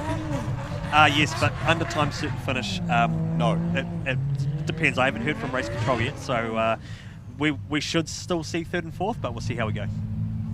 And the reason we are time certain, of course, is because we do have the pro battles to go this afternoon, which need to go live to air on Sky TV, along with Oversteer, where we are now, and Foxtel and KO. And of course, and if we do enter event overtime ruling, it's in the regs for this year, as well, it's the same as every year. The 3rd and 4th battle will be split by qualifying points, which is aligned with what we see around other drift series around the world, although we do like to retain that 3rd and 4th battle because it's actually quite entertaining at times. Sometimes better than a final. Hang on, that's not right. So this is run 1, Curtis Lilly and Guy Maxwell on the left side of the tree. Yeah, but Curtis Lilly should have been leading that battle as the higher qualifier, so that's actually the wrong order that they're in there, but we'll deal with that later. Curtis Lilly, though, chasing hard to Guy Maxwell. Curtis Lilly surged up onto the rear there, but then and then Maxwell drops a wheel off the edge of the track. Both drivers throwing everything at this battle. The pressure, Kenny, is being felt now. Both drivers they were so solid up to here and then just untidy from both.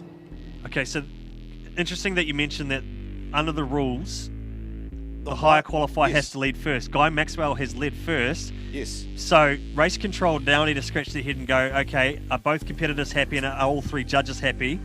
Yes. Because if there is a sportsmanship issue between these 2 drivers, then we're going to have to rerun it.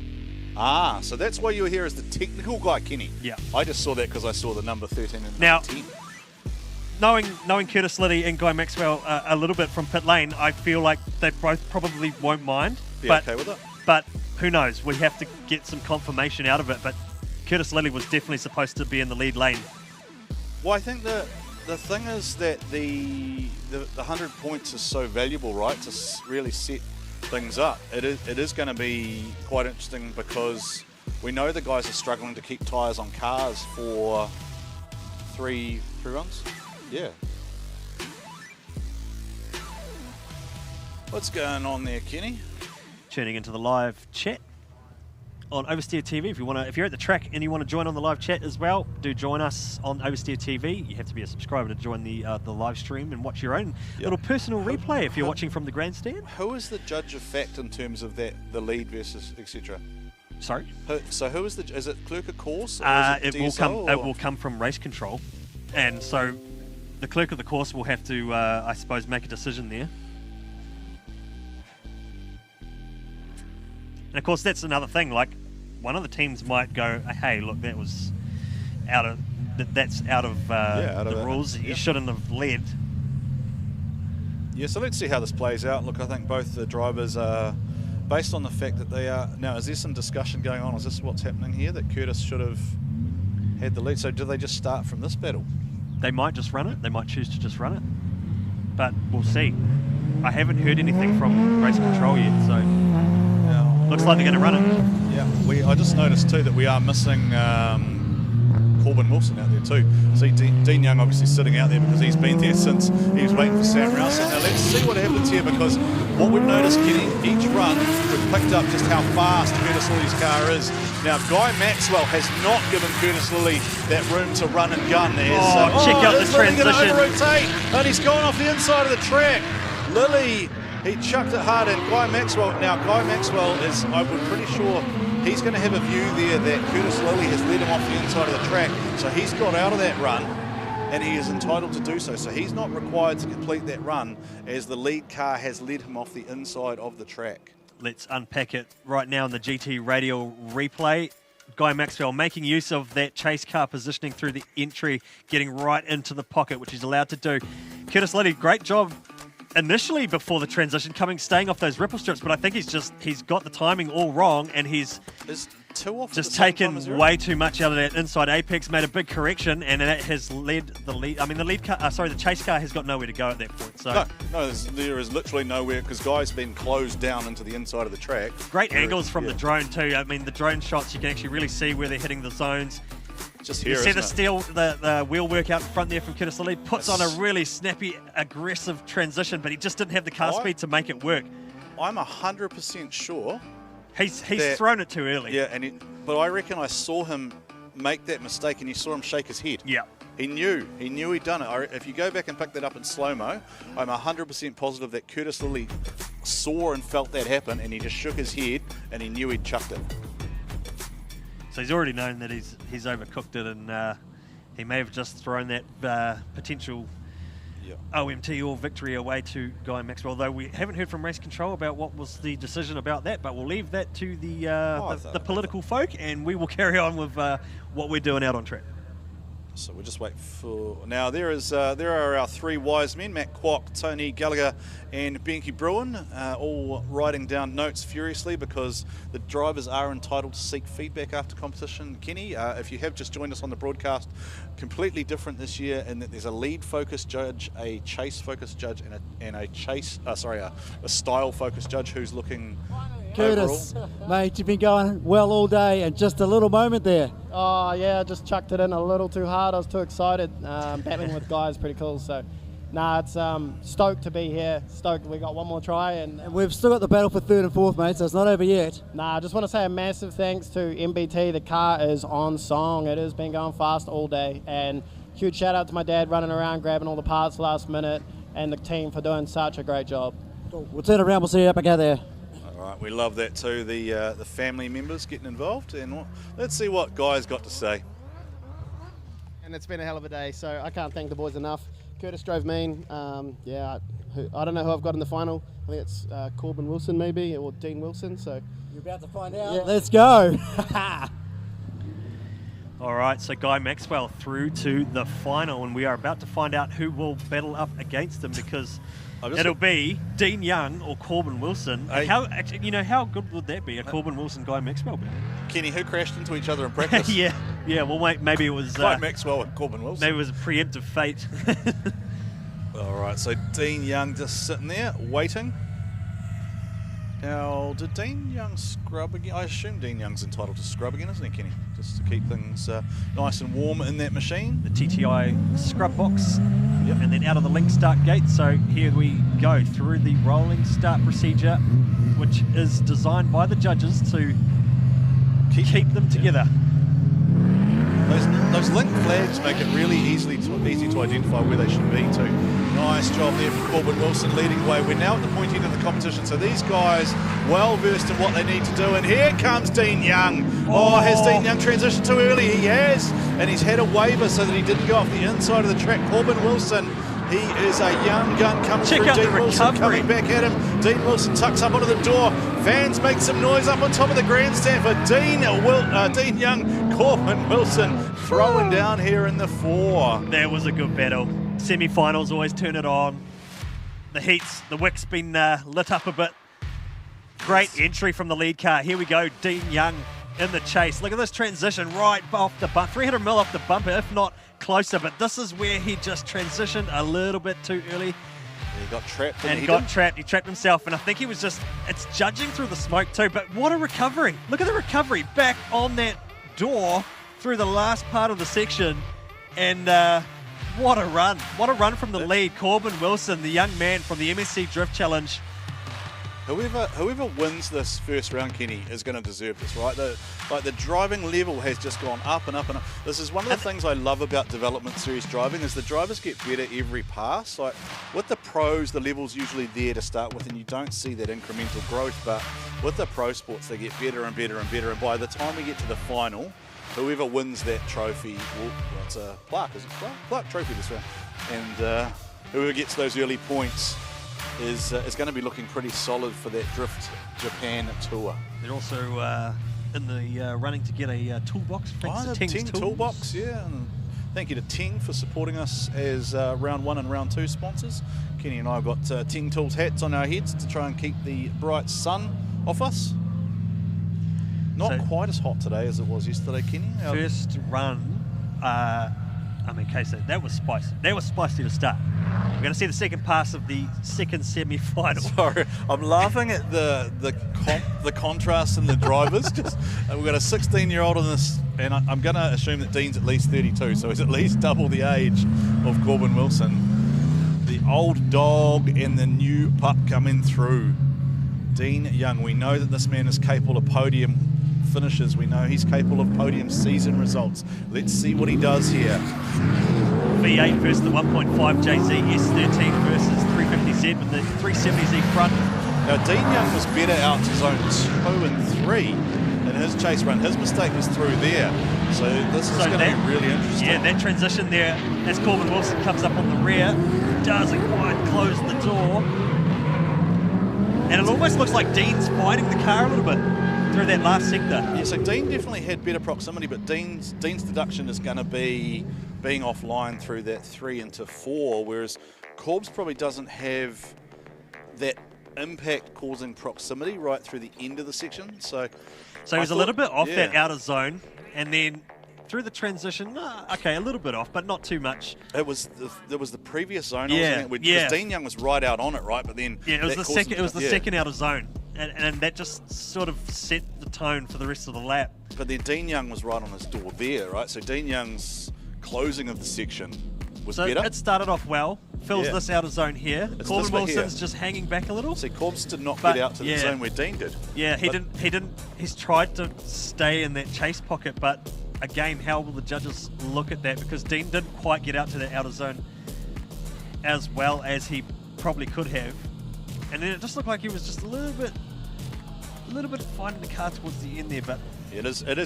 So it is Dean Young and Corbin Wilson. We apologise if we get a little bit tongue-tied when you call about 700 battles over the course of the weekend. Unfortunately, sometimes you don't get it absolutely perfect every time. I'm wondering if Corbin was just a bit too conservative on that one. What do you reckon? You reckon Dean Young maybe? Just throwing it out there. Yeah. We'll wait for find out. We're about to find out. Dean Young! And that has to be that chase, right? That has to be. You've been so on today, bro. Oh, mate. Well, we'll keep this trend, eh? My legs. You got Max in the photo. You got Guy Maxwell now. Bring it on. Hopefully, high fly the world, eh, Guy? Let's go. All right. Did you hear how excited Nick was then? Oh, I shouldn't laugh at Nick, but he can't hear me on the can, so it's okay. All right, so we got Guy Maxwell, Dean Young in the final, and we got Corbin Wilson and Curtis. Corbin. So had a good day at the office today, mate, and I believe they're going to be missing the third and fourth battle, so you'll go in a qualifying order for where you'll finish. Oh yeah, no, that's sweet then. Well, we got tomorrow again. Yeah, no, that's the upside of it. All right, mate. Thanks very much. Oh, that's Okay, so tough for Curtis Lilly. Yeah, that's a shame because we would have loved to see the third and fourth battle, but we are now under time restrictions, so we will separate those. Well, I'll get confirmation who qualified higher out of that one, Corbin Wilson or Curtis Lilly. Corbs is 2. Take, Corbs is 2. Yeah, they'll take that. So Guy Maxwell, Dean Young are your finalists here for round 1 of the Pro Sport Series this afternoon. We started this morning, it's now into the afternoon, and we're about an hour away from getting into gear for the Pro Championship, which will be here live on Oversteer TV. A big shout out to everyone at the track here today. Hope you've put some sunscreen on, bought some hats. If you haven't, go and buy one. Yeah, and do go down and see the teams in the pits. They're more than happy to show you around the cars or sign some of your merch or get some posters. I do like to point out at this time though, if you are at the track and you have children with you, the cars are hot, right? And the teams are busy, so please do keep control of your children as they move around the pit area. It is effectively a hot pit. Things are being used, and it can from time to time get a little bit dangerous, a little bit heated down there. So please do supervise your children if you are in the pit area. So there's Curtis Lilly on the screen there. Curtis Lilly will come home in 4th place unofficially. Curtis Lilly, Corbin Wilson 3rd. So we're just going to have a quick break before we get into the final, and we'll be back with you shortly.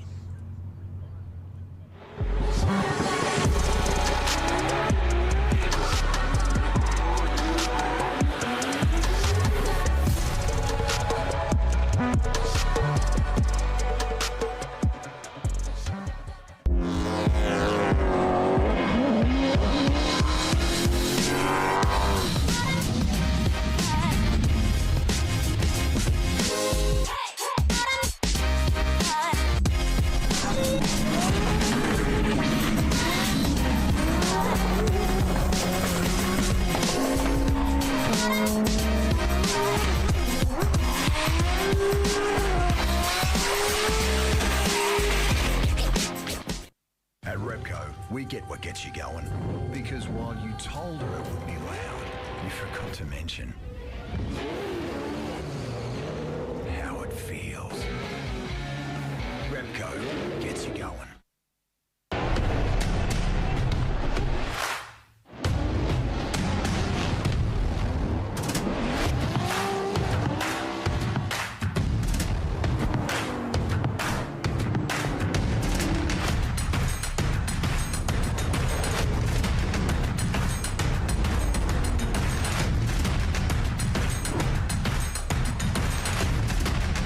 GT Radio. Experience ultra high performance.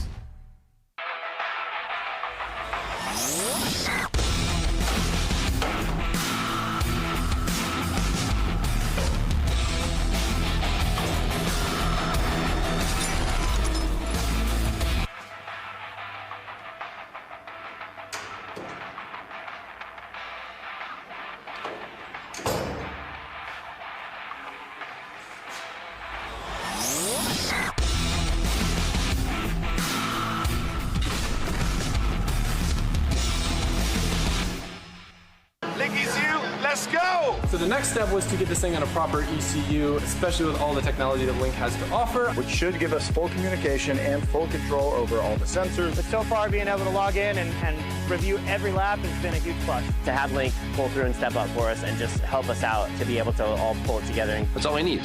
Simple, cheap, easy, works, good ECU, weatherproof. It's got enough IOs too, like we're doing tons of stuff. Oil, fuel pressure, boost control. All those features I have thanks to the Link ECU.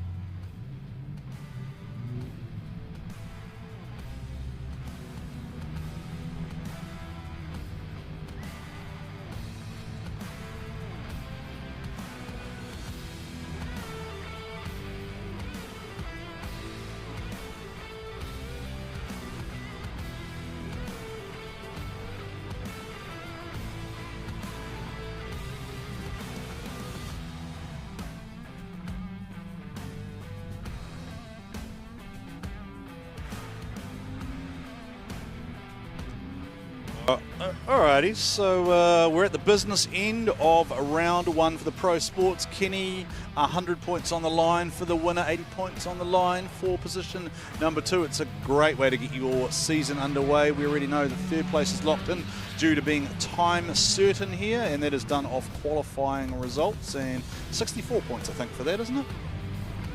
I think that's right, 64 for third and fourth. Yeah. Possibly, yeah, I think so. Guy Maxwell looks like he's ready to go. Car looks like it's all been cleaned up, apart from those rear guards, which have definitely seen better days. And we'll see Dean Young out here very shortly. And I do love the fact that the young whānau, very, very active in the social media circles, and a lot of love coming through for Dean Young and Guy Maxwell in the Oversteer TV live chat. You can only comment if you are a subscriber. So if you want to get involved and offer your thoughts, then you need to sign up for Oversteer TV. Looking forward to the Pro Championship kicking off at 1:30, and hopefully we get a clean run out of this battle here because it's chilled into our lunch break. But You know what? We're excited. I'm going We're excited. to go out on a limb. I reckon we might see our first one more time. Do you know what? You know what we didn't see this morning? Any one more times at all. None. The new format works. Okay. Yeah. I'll go with that. Yeah, I'm good. I'm good with this, man. I reckon I think Firing the way that through it's it. punching through is a real positive, and I think we'll see this afternoon as we move to we pro. have seen some pretty spicy battling in the pro sports, so I do wonder, with the track temp and everything and the bigger semi-slick tyres come out this afternoon for the Pro Championship, just what are we going to see? Because there are some crazy battles to start with for round one for those guys. Well, the interesting thing about it, right, is I can see the debate raging online at the moment about things should be a one more time, but because we're going to have that granular feedback, we're going to have a lead versus a lead. We're going to have a chase versus a chase. It will be very clear how the judges came to the decision. Now, you're not going to see it right away now because, quite frankly, it doesn't matter. Apart from if you're a driver and you want to go and get that feedback to clean it up for tomorrow. Yeah, the win, lose, or OMT. Yeah, A, B, or O. There are only 3 possible results, regardless of how you get there. The judges call for A, the judges call for B, or they go O for an OMT. So, unless you're unless you're a driver, who cares? Really, that's how I feel about it. Anyway, and maybe that's just me.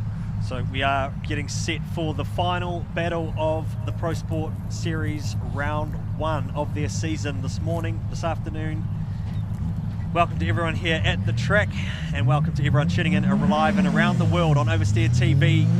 We are away for Dean Young and Guy Maxwell, a pair of S13s, both rocking rear wings. One's a 1.5 JZ, the other is RB through and through. And a new motor in the car after Guy Maxwell did some damage to it last time he was out. Dean Young cranks the angle, goes to lock both. Oh, contact! Contact on track. Clean up on aisle 2. Sylvia Parts flying left, right and centre. Dean Young has not lifted. Dean Young smoking it out, makes some noise on the stands. Dean Young fans. Dean Young. Well, we wanted to see a spicy final. It doesn't get more spicy than that. Oh yeah, that was good. We're going to have to unpack that though. I want to stay here and watch Kenny, but I have to go and do the podium. So very good. I've got to leave you to it. I've got to run out there and do the podium. No, you'll have time. You reckon? You'll have time. Should I just amble out there slowly? You'll have time. You'll have time. You'll have time just after the run, replay, the You live reckon? run, Okay. and then when the replay's All running. right. I got you. I don't know if you know how slowly I move at my old age. I can pad.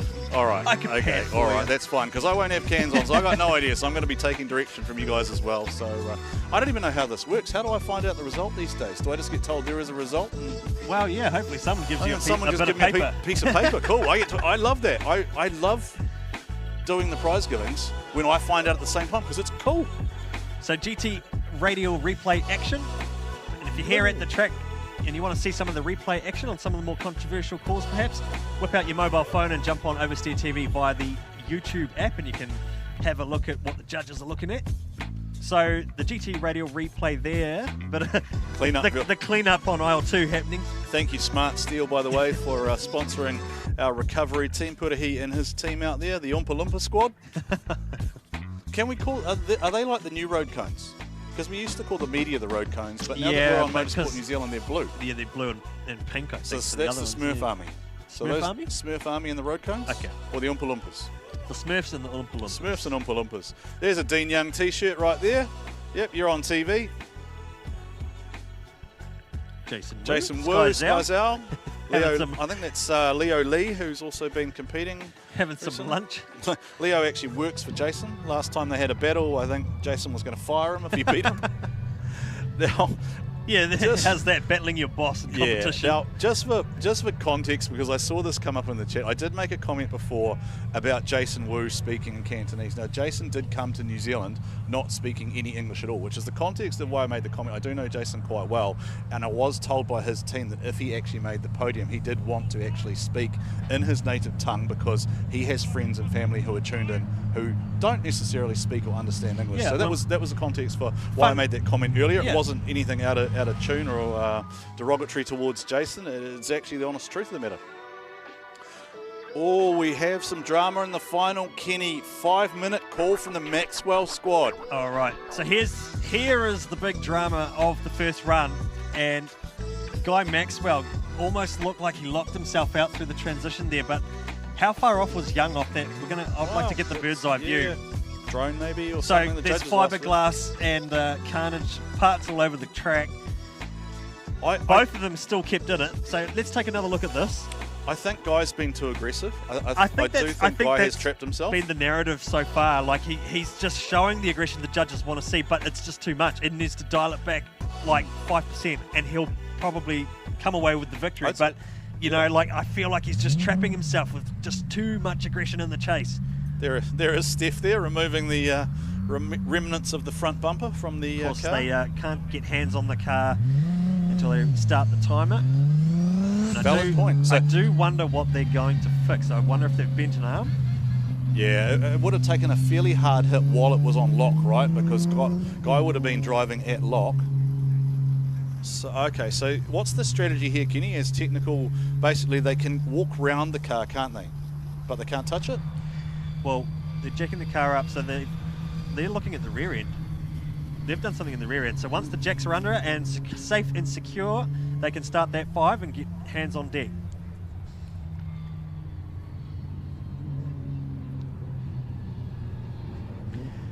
So it sounds like Dean Young is coming back into the pit lane. Now I think this is their exhaust has come off the car for Guy Maxwell. Now Dean Young, not at fault for contact, has also come in to do some repairs, so he has an opportunity to fix something.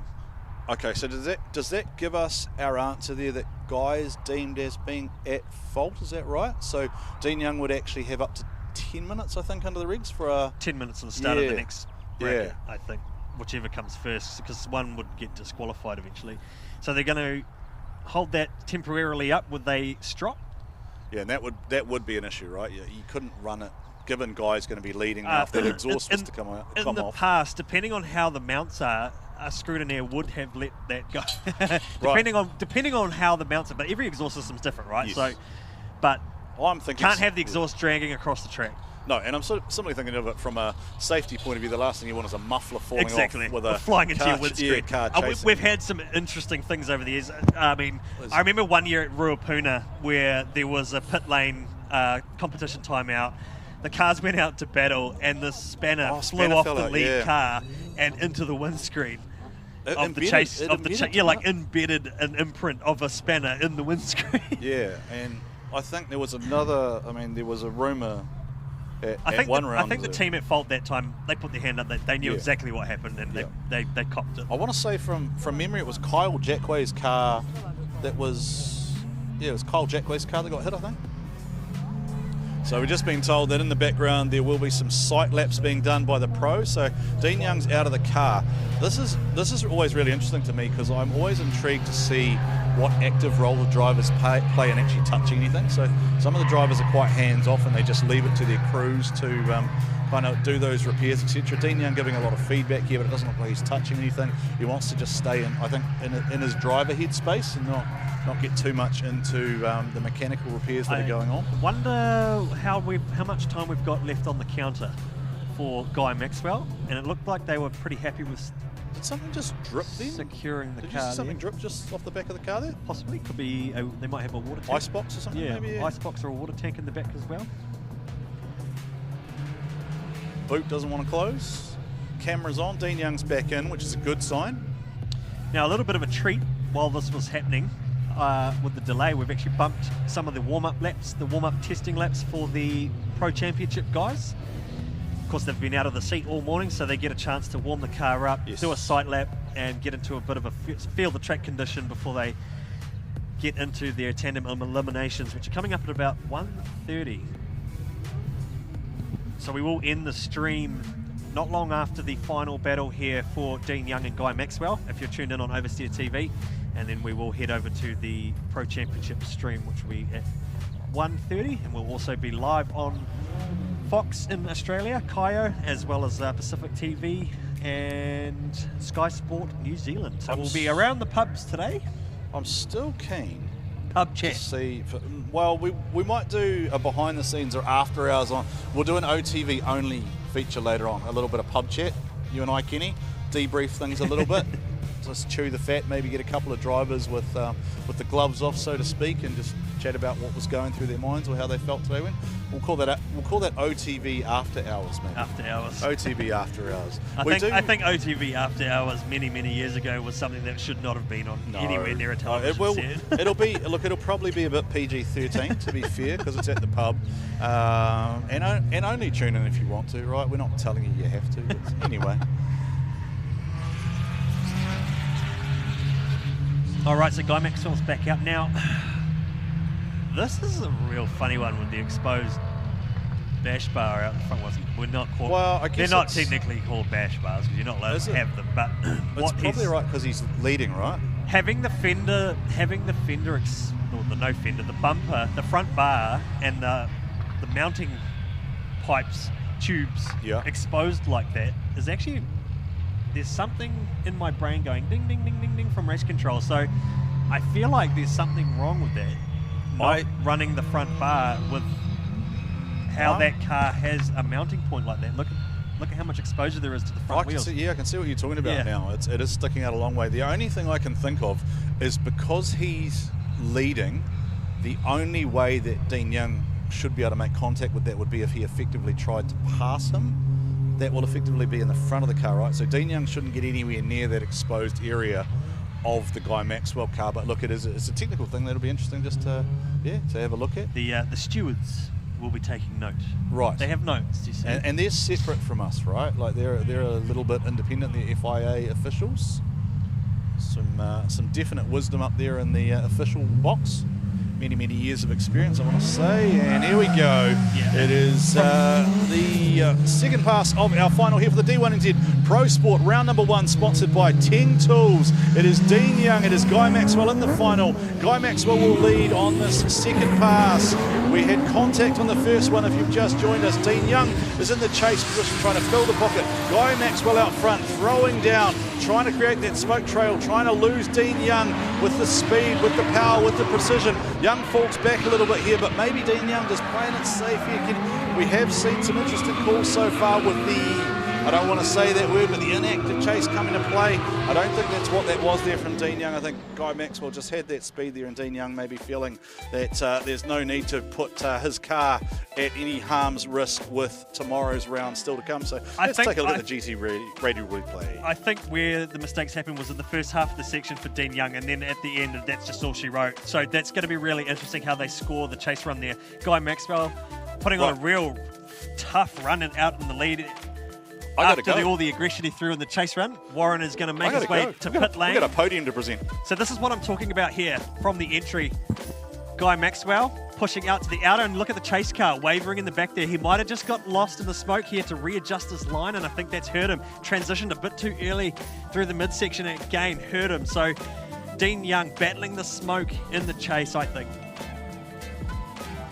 Of course, how the judges view that, we will find out very shortly with our final results for the Pro Sports Series this morning, or this afternoon now.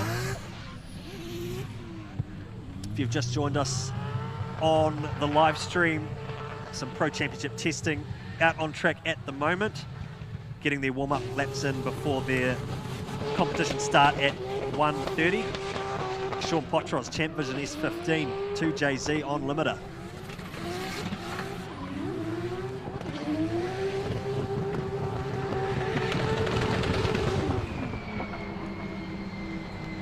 Mechanical test laps and sight laps for the Pro Championship guys out there on the big 265 semi-slick. So we are about to round off the Pro Sport 235 series, their first round of the year, and what a spicy one it's been.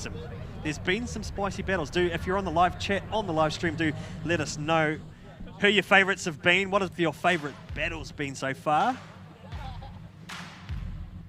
Take another look at the GT radio replay. There's that chase run that I was talking about from Dean Young. I think he just washed a little bit too much and then just transitioning too early. And is it 3 wheels off? 3 individual wheels, 3 mistakes, that would mean an incomplete, a 0. So, of course, there's new judging format, very ruthless here at Taupo Motorsport Park this weekend for the wheels off. the deductions, which we're going to see more of this afternoon with the pro guys head out on the track. A big thank you to everyone here at the track enjoying the sunshine. Give us a wave on the live stream. To everyone at home and around the world on Oversteer TV, go get yourself some food, make sure you got a hat, some sunscreen, and make sure if you've got your kids and you're going down to the pit lane to see the drivers and the teams, just keep an eye on the young wee ones, because some of those cars and parts are hot.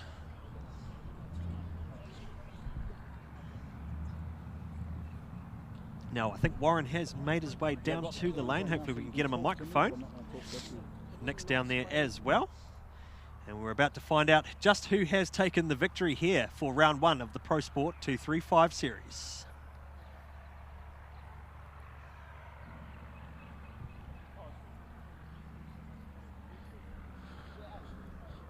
All right, ladies and gentlemen, round 1 is in the books for the Pro Sport Series. People who are in attendance, can we hear it for all of our drivers, please? What a fantastic way to kick off the season here for D1NZ round number 1 at Taupo Motorsport Park.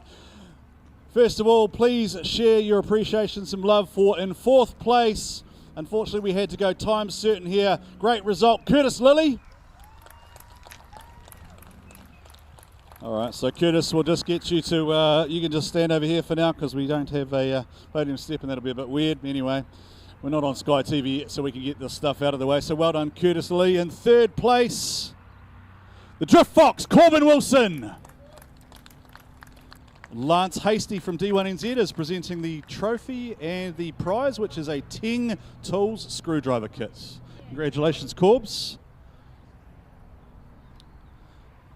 I'll just jump out of the way here. Corbs up there.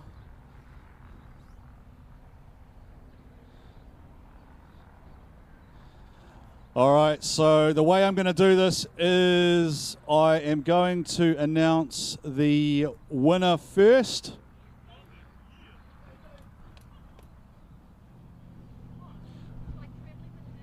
Your winner for round number 1, make some noise, put your hands together for Guy Maxwell! He is followed by Dean Wilson in 2nd place. Gentlemen, please make your way forward. Guy Maxwell gets the win. Dean Young in 2nd place. So congratulations, gentlemen. Ting Tools prizes. Congratulations, boys. Jump on up there. So Lance Hasty handing over prizes here. Thank you so much, Ting Tools. Well done.